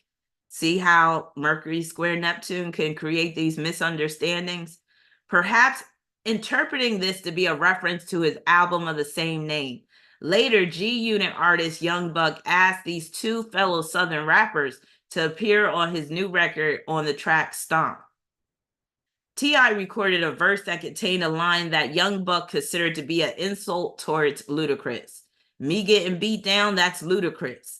Young Buck spoke to Ludacris about his interpretation of the event. Ludacris then later recorded a verse that can be found on the album Straight Outta Cashville. T.I.'s record company wanted Ludacris to change his verse before they sanctioned it, but Ludacris refused, and T.I. was therefore replaced by Game on the album version. On August 27, 2002, political pundit Bill O'Reilly called for all Americans to boycott Pepsi products because they hired Ludacris for promotional purposes, and O'Reilly objected to Ludacris' style and attitude. The next day, O'Reilly reported that Pepsi had fired Ludacris. 6 months later, Russell Simmons and his Hip Hop Action Summit threatened a boycott of all Pepsi company products, on the grounds that Pepsi had subsequently hired Ozzy Osbourne for a commercial, even though Osbourne is notable for the use of profanity and explicit lyrics. Eventually, an agreement was reached that resulted in PepsiCo donating $3 million to Ludacris Foundation and other inner city charities. All right, next we have this old timer. And the reason why I included him is because he is known for saying this famous quote. And if you're any bit of a conspiracy theorist, you'll know what quote I'm talking about. So this is Bob Dylan, and he has Mercury square Neptune. So Bob Dylan, Gemini, had Mercury in Gemini squaring Neptune in Virgo. Now, with this square, it says in July 1966, a motorcycle accident led to Dylan's withdrawal from touring. So that's dealing with this square. The thing about rock and roll is that for me anyway, it wasn't enough. Wait a minute. I want to know if anybody remember that quote he said. Cheems, where you at? Because Cheems, I know you'll know. Jane, I know you know the quote. Yeah. Something about the chief commander, right? So he said, the thing about rock and roll is that for me, anyway, it wasn't enough. There were great catchphrases and driving pulse rhythms, but the songs weren't serious or didn't reflect life in a realistic way. I knew that when I got into folk music, it was more of a serious type of thing. The songs are filled with more despair, songs that are filled with despair, Mercury square Neptune, more sadness, more triumph, more faith in the supernatural, Mercury square Neptune, much deeper feelings. In May 1960, Dylan dropped out of college at the end of his first year. So all these examples I've been showing, most of these people have dropped out of school at one time or another. Very Mercury square Neptune. Mixed Up Confusion, that's so Mercury square Neptune, recorded during the freewheeling sessions with a backing band, was released as Dylan's first single in December 1962, but then swiftly withdrawn. Withdrawing material, that's very Mercury square Neptune. During his 1966 tour, Dylan was described as exhausted and acting as if on a death trip. D.A. Penbaker, the filmmaker, accompanied the tour, described Dylan as taking a lot of amphetamine and who knows what else. So he had a problem with drugs at one point too. In a 1969 interview with Jan Winter, Dylan said, I was on the road for almost 5 years. It wore me down. I was on drugs, a lot of things, just to keep going, you know? Very Mercury square Neptune. Now, on July 29th, 1966, Dylan crashed his motorcycle, a Triumph Tiger 100, near his home in Woodstock, New York. Dylan said he broke several vertebrae in his neck. Mystery still surrounds the circumstances of the accident since no ambulance was called to the scene and Dylan was not hospitalized. He might have been driving under the influence. That's why he didn't go to the hospital. Now, Dylan's biographers have written that the crash offered him the chance to escape the pressures around him. Dylan concurred, I had been in a motorcycle accident and I'd been hurt, but I recovered. Truth was that I wanted to get out of the rat race. He made very few public appearances and did not tour again for almost 8 years. Well, it sounds like that could have been a suicide attempt. Him saying he wanted to get out of the rat race. Next thing you know, he gets into an accident. Or it could have been a case of he wanted to get out, but his handlers were like, no, you can't get out. You already made your deal.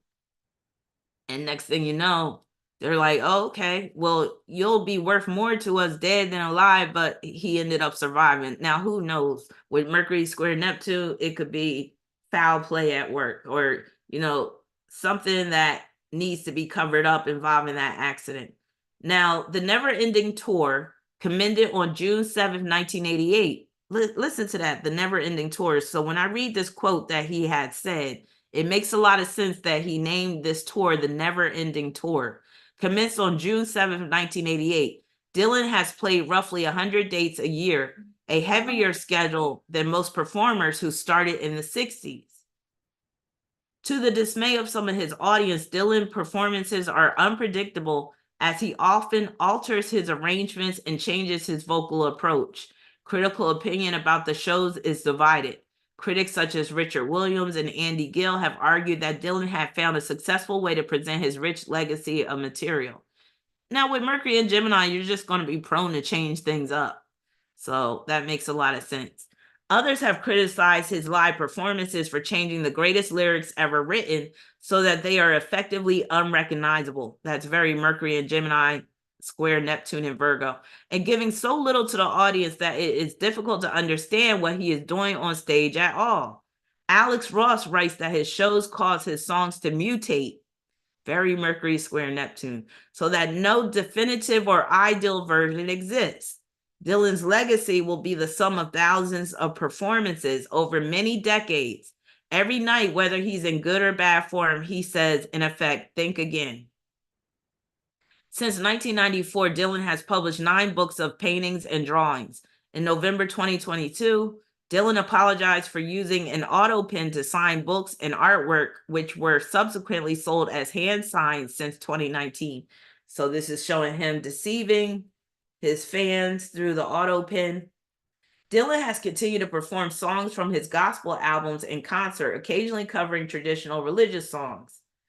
He has made passing references to his religious faith, such as in a 2004 interview with 60 Minutes when he told Ed Bradley, the only person you have to think twice about lying to is either yourself or to God.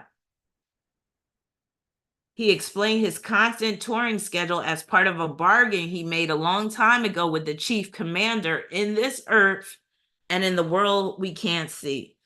So what he said about that is basically him admitting that he can't stop performing, he can't stop touring because he has made a deal with the devil, which explains why Madonna, what is she, like in her mid-60s, still on stage performing, risking breaking a hip and shit, because she made a deal with the devil way back when as well. All of these celebrities, if you think about them, they continue this work. They never retire.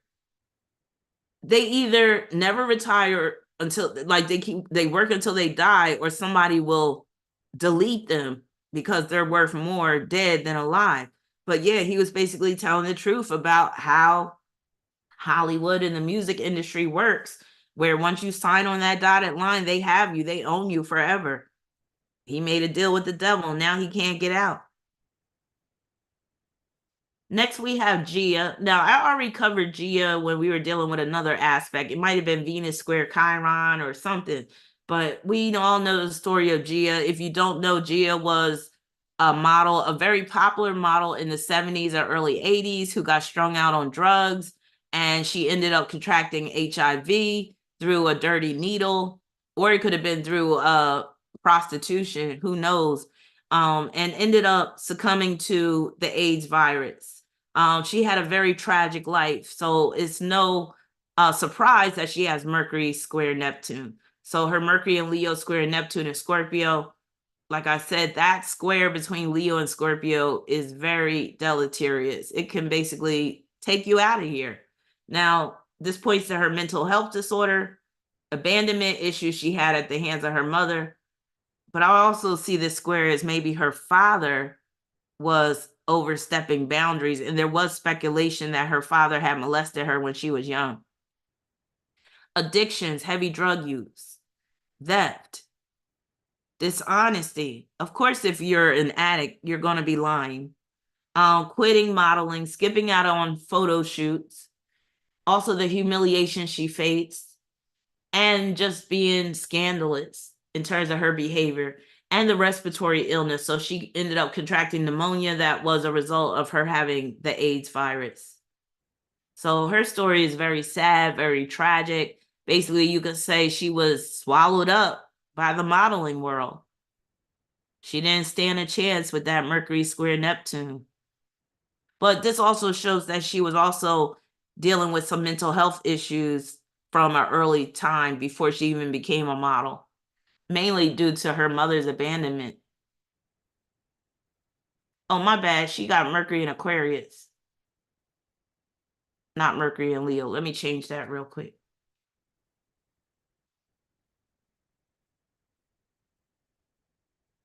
Because Gia was an Aquarius.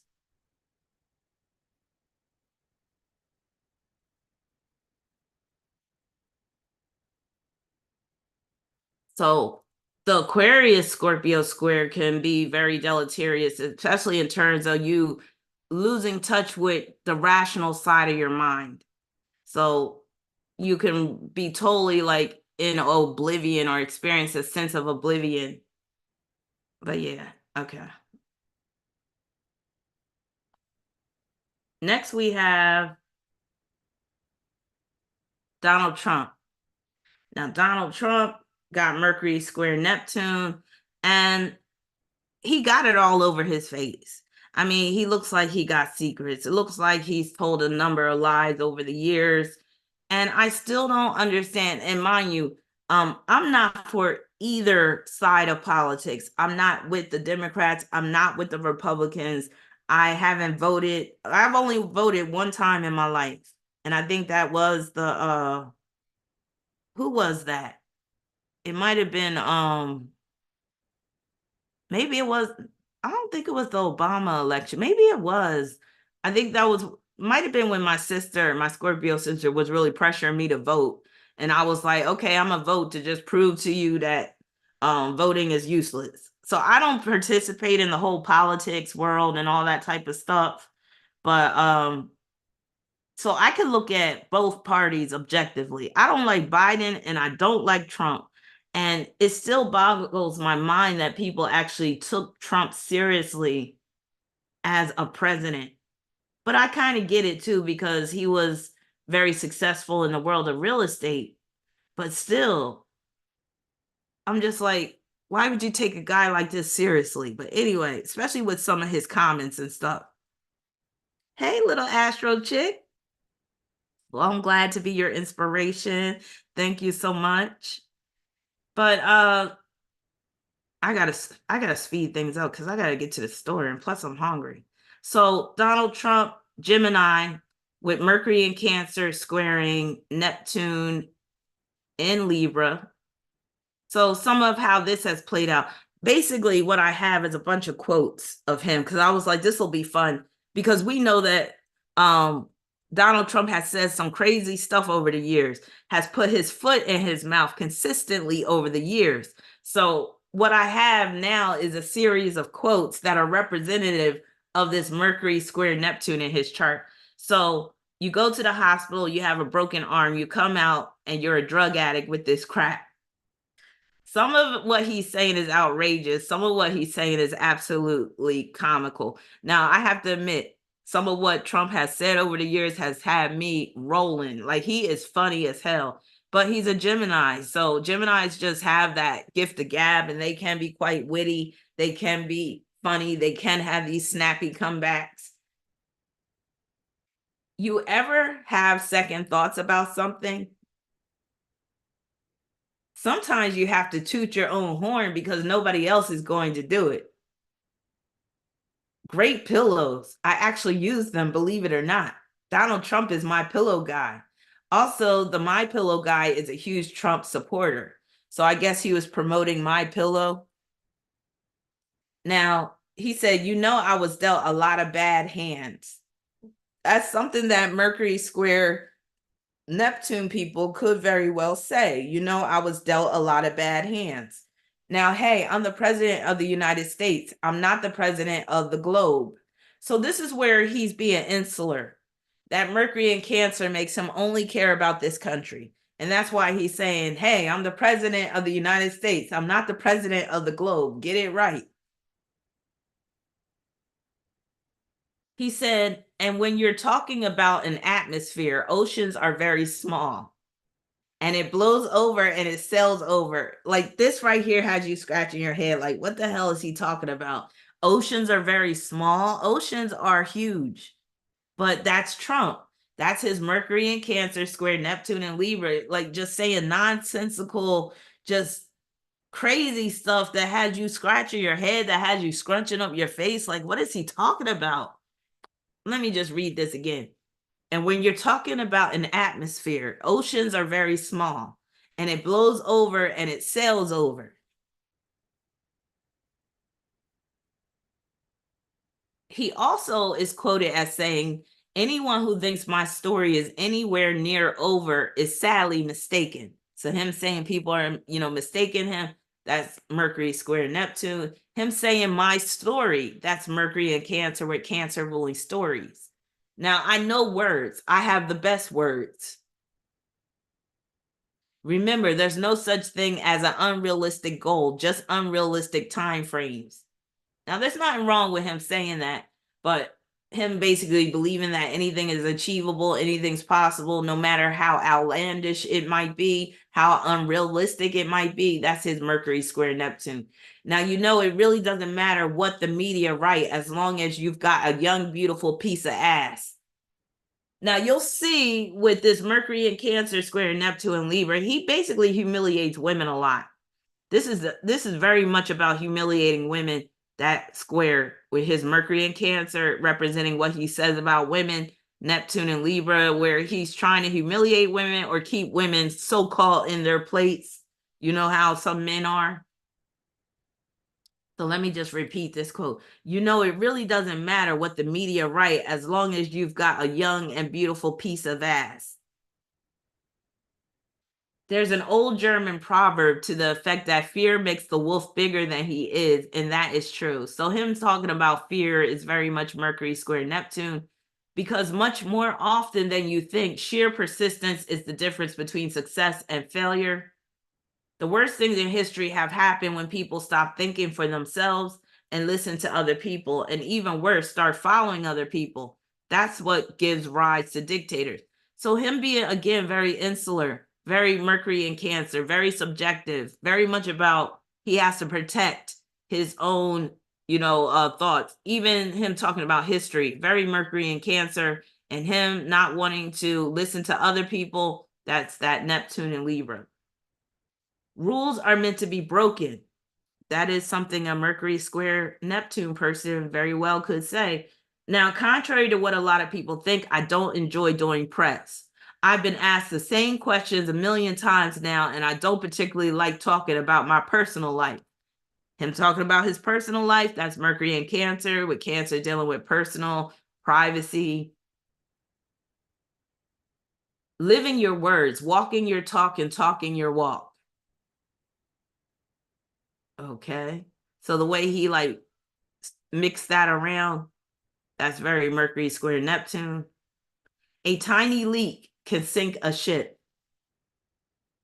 No one can match America. We have big hearts and the courage to do what's right. All of the women on The Apprentice flirted with me, consciously or unconsciously. This is him being delusional here. So him thinking that all the women were flirting with him, that's that Mercury in Cancer, square Neptune and Libra. And this can make it hard for him to be objective. He said that's good to be expected. No, I think it means that's going to be expected. Now, he says, when I look at myself in the first grade, I look at myself now. I'm basically the same. The temperament is not that different. So this is him basically ridiculing himself, saying he's still of the mindset of a first grader.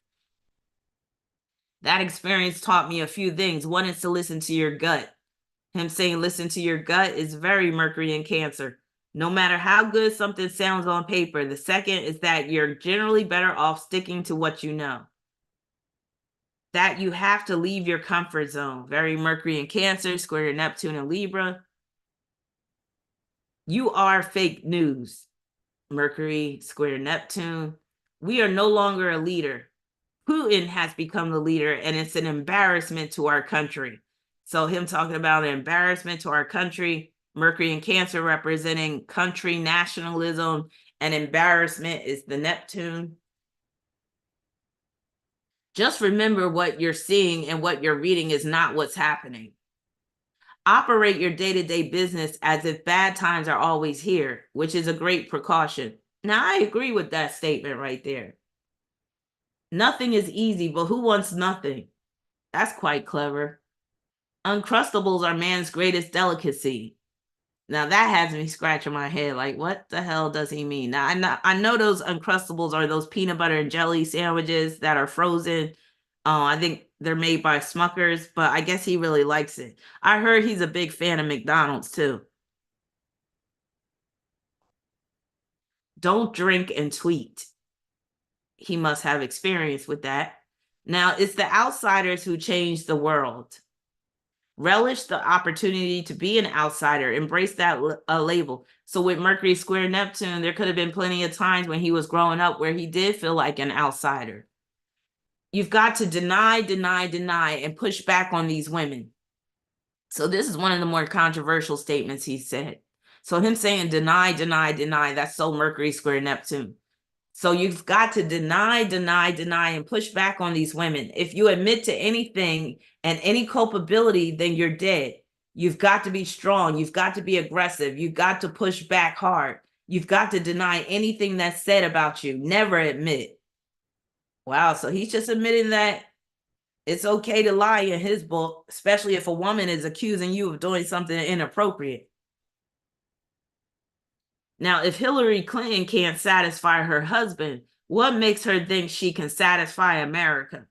So again, him humiliating women. Even though I'm not a fan of Hillary Clinton, that's still cold. That's crazy what he said. So, more on his humiliation of women. On Kim Kardashian, he said, asked if her butt is big. Well, absolutely. It's record setting. In the old days, they say she had a bad body. And I don't think he means bad, meaning good. Does she have a good body? No. Does she have a fat ass? Absolutely. On Heidi Klum, he said, sadly, she's no longer a 10. On Halle Berry, he said, I love her, upper body. On Carla Fiorina, he said, or Carly Fiorina, he said, look at that face. Will anybody vote for that? Can you imagine that? The face of our next president? I mean, she's a woman. And I'm not supposed to say bad things, but really, folks, come on, are we serious? On Beyonce, when Beyonce was thrusting her hips forward in a very suggestive manner, if someone else would have done that, it would have been a national scandal. I thought it was ridiculous. I thought it was not appropriate. Him basically saying national scandal, that's very Mercury square Neptune. On Cher, he said, I promise not to talk about your massive plastic surgeries that didn't work. I'm like, yo, this man is crazy. Hey, RDK. On Bette Midler, he said, Bette Midler talks about my hair, but I'm not allowed to talk about her ugly face or body, so I won't. Is this a double standard? 2 minutes later, while Bette Midler is an extremely unattractive woman, I refuse to say that because I always insist on being politically correct. I'm like, damn. Like, he calls her an unattractive woman, but says he refuses to say that. Like, come on now. On Ariana Huffington, he said, unattractive both inside and out. I fully understand why her former husband left her for a man. He made a good decision. On Angelina Jolie, he said, Angelina Jolie is sort of amazing because everyone thinks she's like this great beauty. And I'm not saying she's an unattractive woman, but she's not beauty by any stretch of the imagination. He said, I really understand beauty, and I will tell you she's not. I do own Miss Universe. I do own Miss USA. I mean, I own a lot of different things. I do understand beauty, and she's not. He said, I remember at the Academy Awards a few years ago, she was Frenching her brother. She was giving her brother lip kisses like I never saw before in my life. And she had just said she made love to Billy Bob Thornton in the back of the limousine on the way over. And I wouldn't want to shake her hand, by the way. On Rosie O'Donnell, he said, can you imagine the parents of Kelly when she said, Mom, Dad, I just fell in love with a big fat pig named Rosie. Oh my God. This man knows no bounds. He has no boundaries when it comes to him speaking about other people. We're all a little chubby, but Rosie's just worse than most of us. But it's not the chubbiness. Rosie is a very unattractive person, both inside and out. Rosie's a person who's very lucky to have a girlfriend, and she better be careful or I'll send one of my friends over to pick up her girlfriend. Why would she stay with Rosie if she had another choice? If I were running The View, I'd fire Rosie O'Donnell. I mean, I look at her right in that fat, ugly face, in that fat, ugly face of hers. I'd say, Rosie, you're fired. Oh my God. On his daughter, Ivanka Trump, this is where it gets real creepy. He says, when asked if Ivanka, then 24, had breast implants, she's actually always been very voluptuous. She does have a very nice figure. If she weren't my daughter, perhaps I'd be dating her. On his daughter, Tiffany Trump. Well, I think that she's got a lot of Marla. She's a really beautiful baby, and she's got Marla's legs. Motioning to his chest, Trump added, we don't know whether she's got this part yet, but time will tell. Now, with his Mercury in Cancer, that basically shows that he is a breast man, and he's already checking out his daughter's chest, wondering if she's going to have the same breasts as his wife. Now, on his wife, Melania Trump, when asked if he would stay with her if she was disfigured in a car crash, he said, "How do the breasts look?" So again, that Mercury in Cancer, him being very much into breasts. On Nancy O'Dell, I moved on her actually. You know, she was down on Palm Beach. I moved on her and I failed. I'll admit it. I did try and fuck her. She was married. On Lindsay Lohan, what do you think of Lindsay Lohan? There's something there, right? But you have to like freckles. I've seen a close up of her chest and a lot of freckles. Are you into freckles? She's probably deeply troubled and therefore great in bed. How come the deeply troubled women, deeply troubled, they're always the best in bed?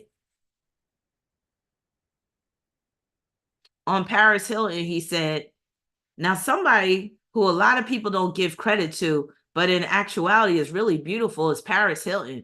I've known Paris Hilton from the time she's 12. Her parents are friends of mine. And the first time I saw her, she walked into the room and I said, who the hell is that? It's certainly not groundbreaking news that the early victories by the women on The Apprentice were to a very large extent dependent on their sex appeal.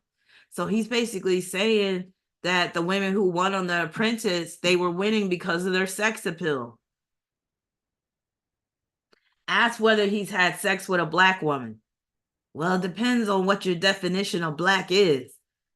I'm like, yo, this man knows no bounds. He says exactly what he feels like saying, which is that Mercury in Cancer.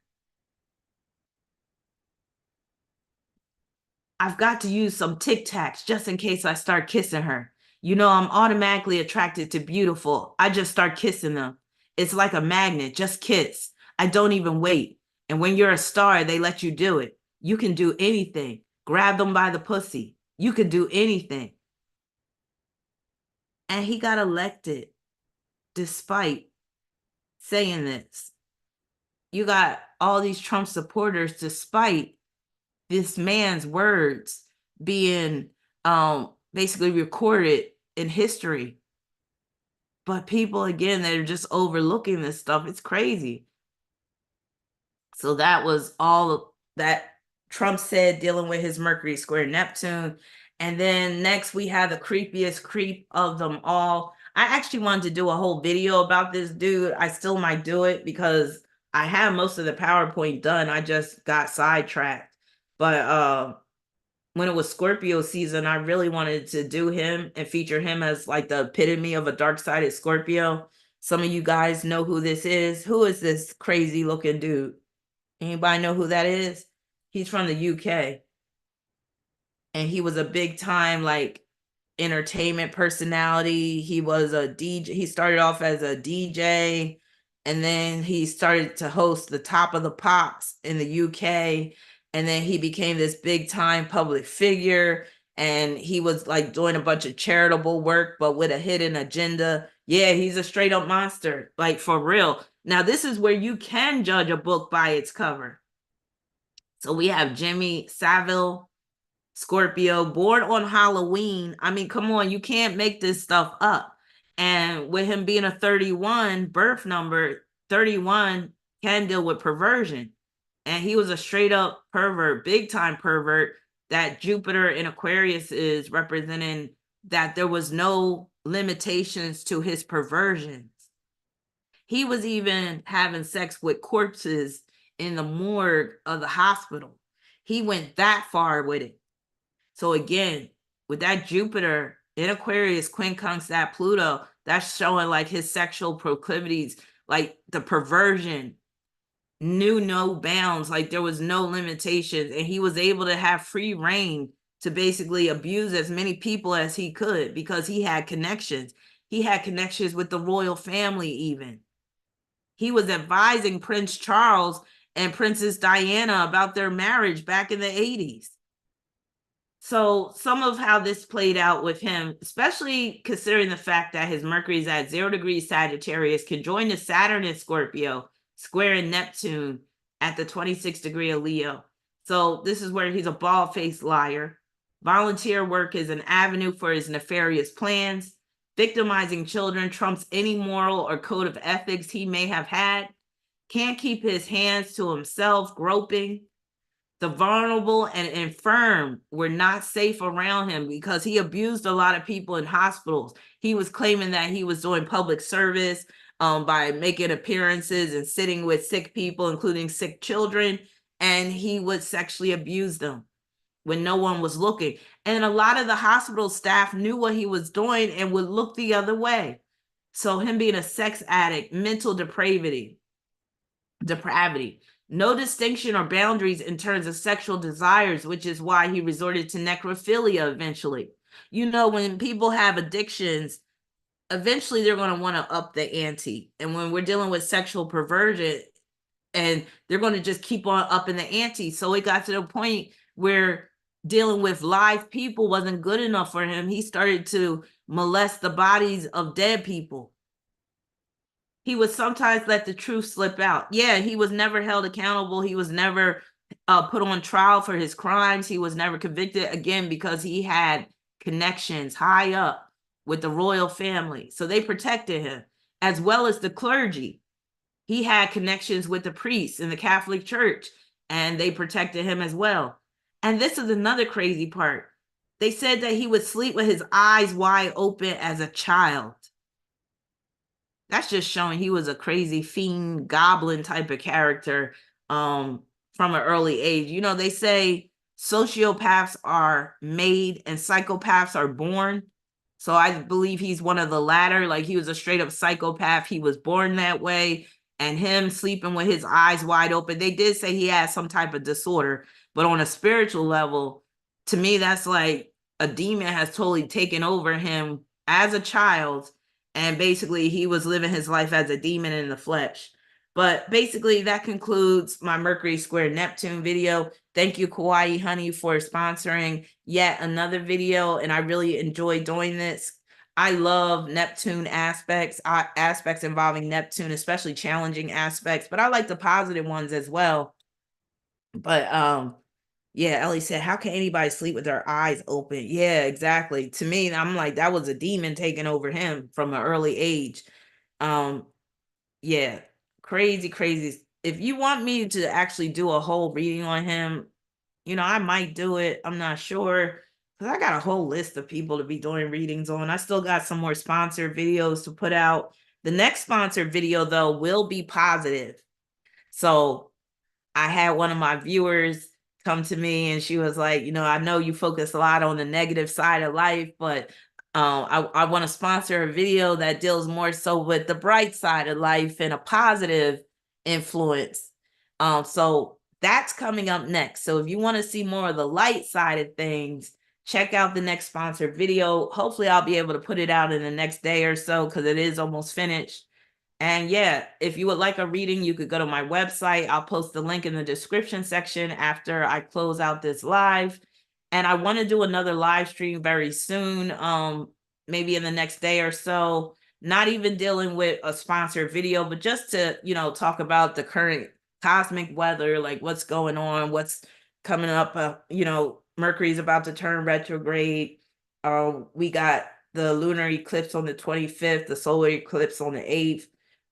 So yeah, I just want to talk about some of the current events and things like that, and just shoot the breeze with y'all and have fun and get goofy and all that stuff, because it's been a while since I like really was able to let loose online. So just give me a day or two and maybe I'll set up a live stream just dealing with that.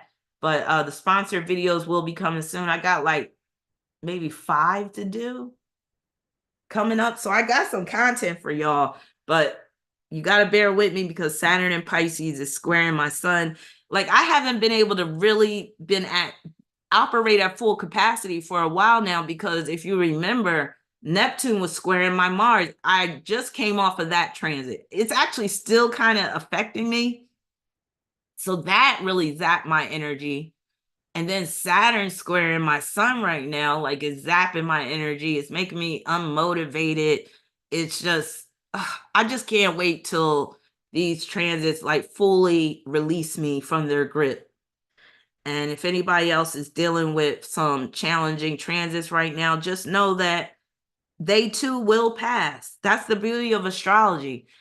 When you can look and see what's affecting you at a certain point in time, especially when it's challenging transits, know that they will come to an end and you will get some relief.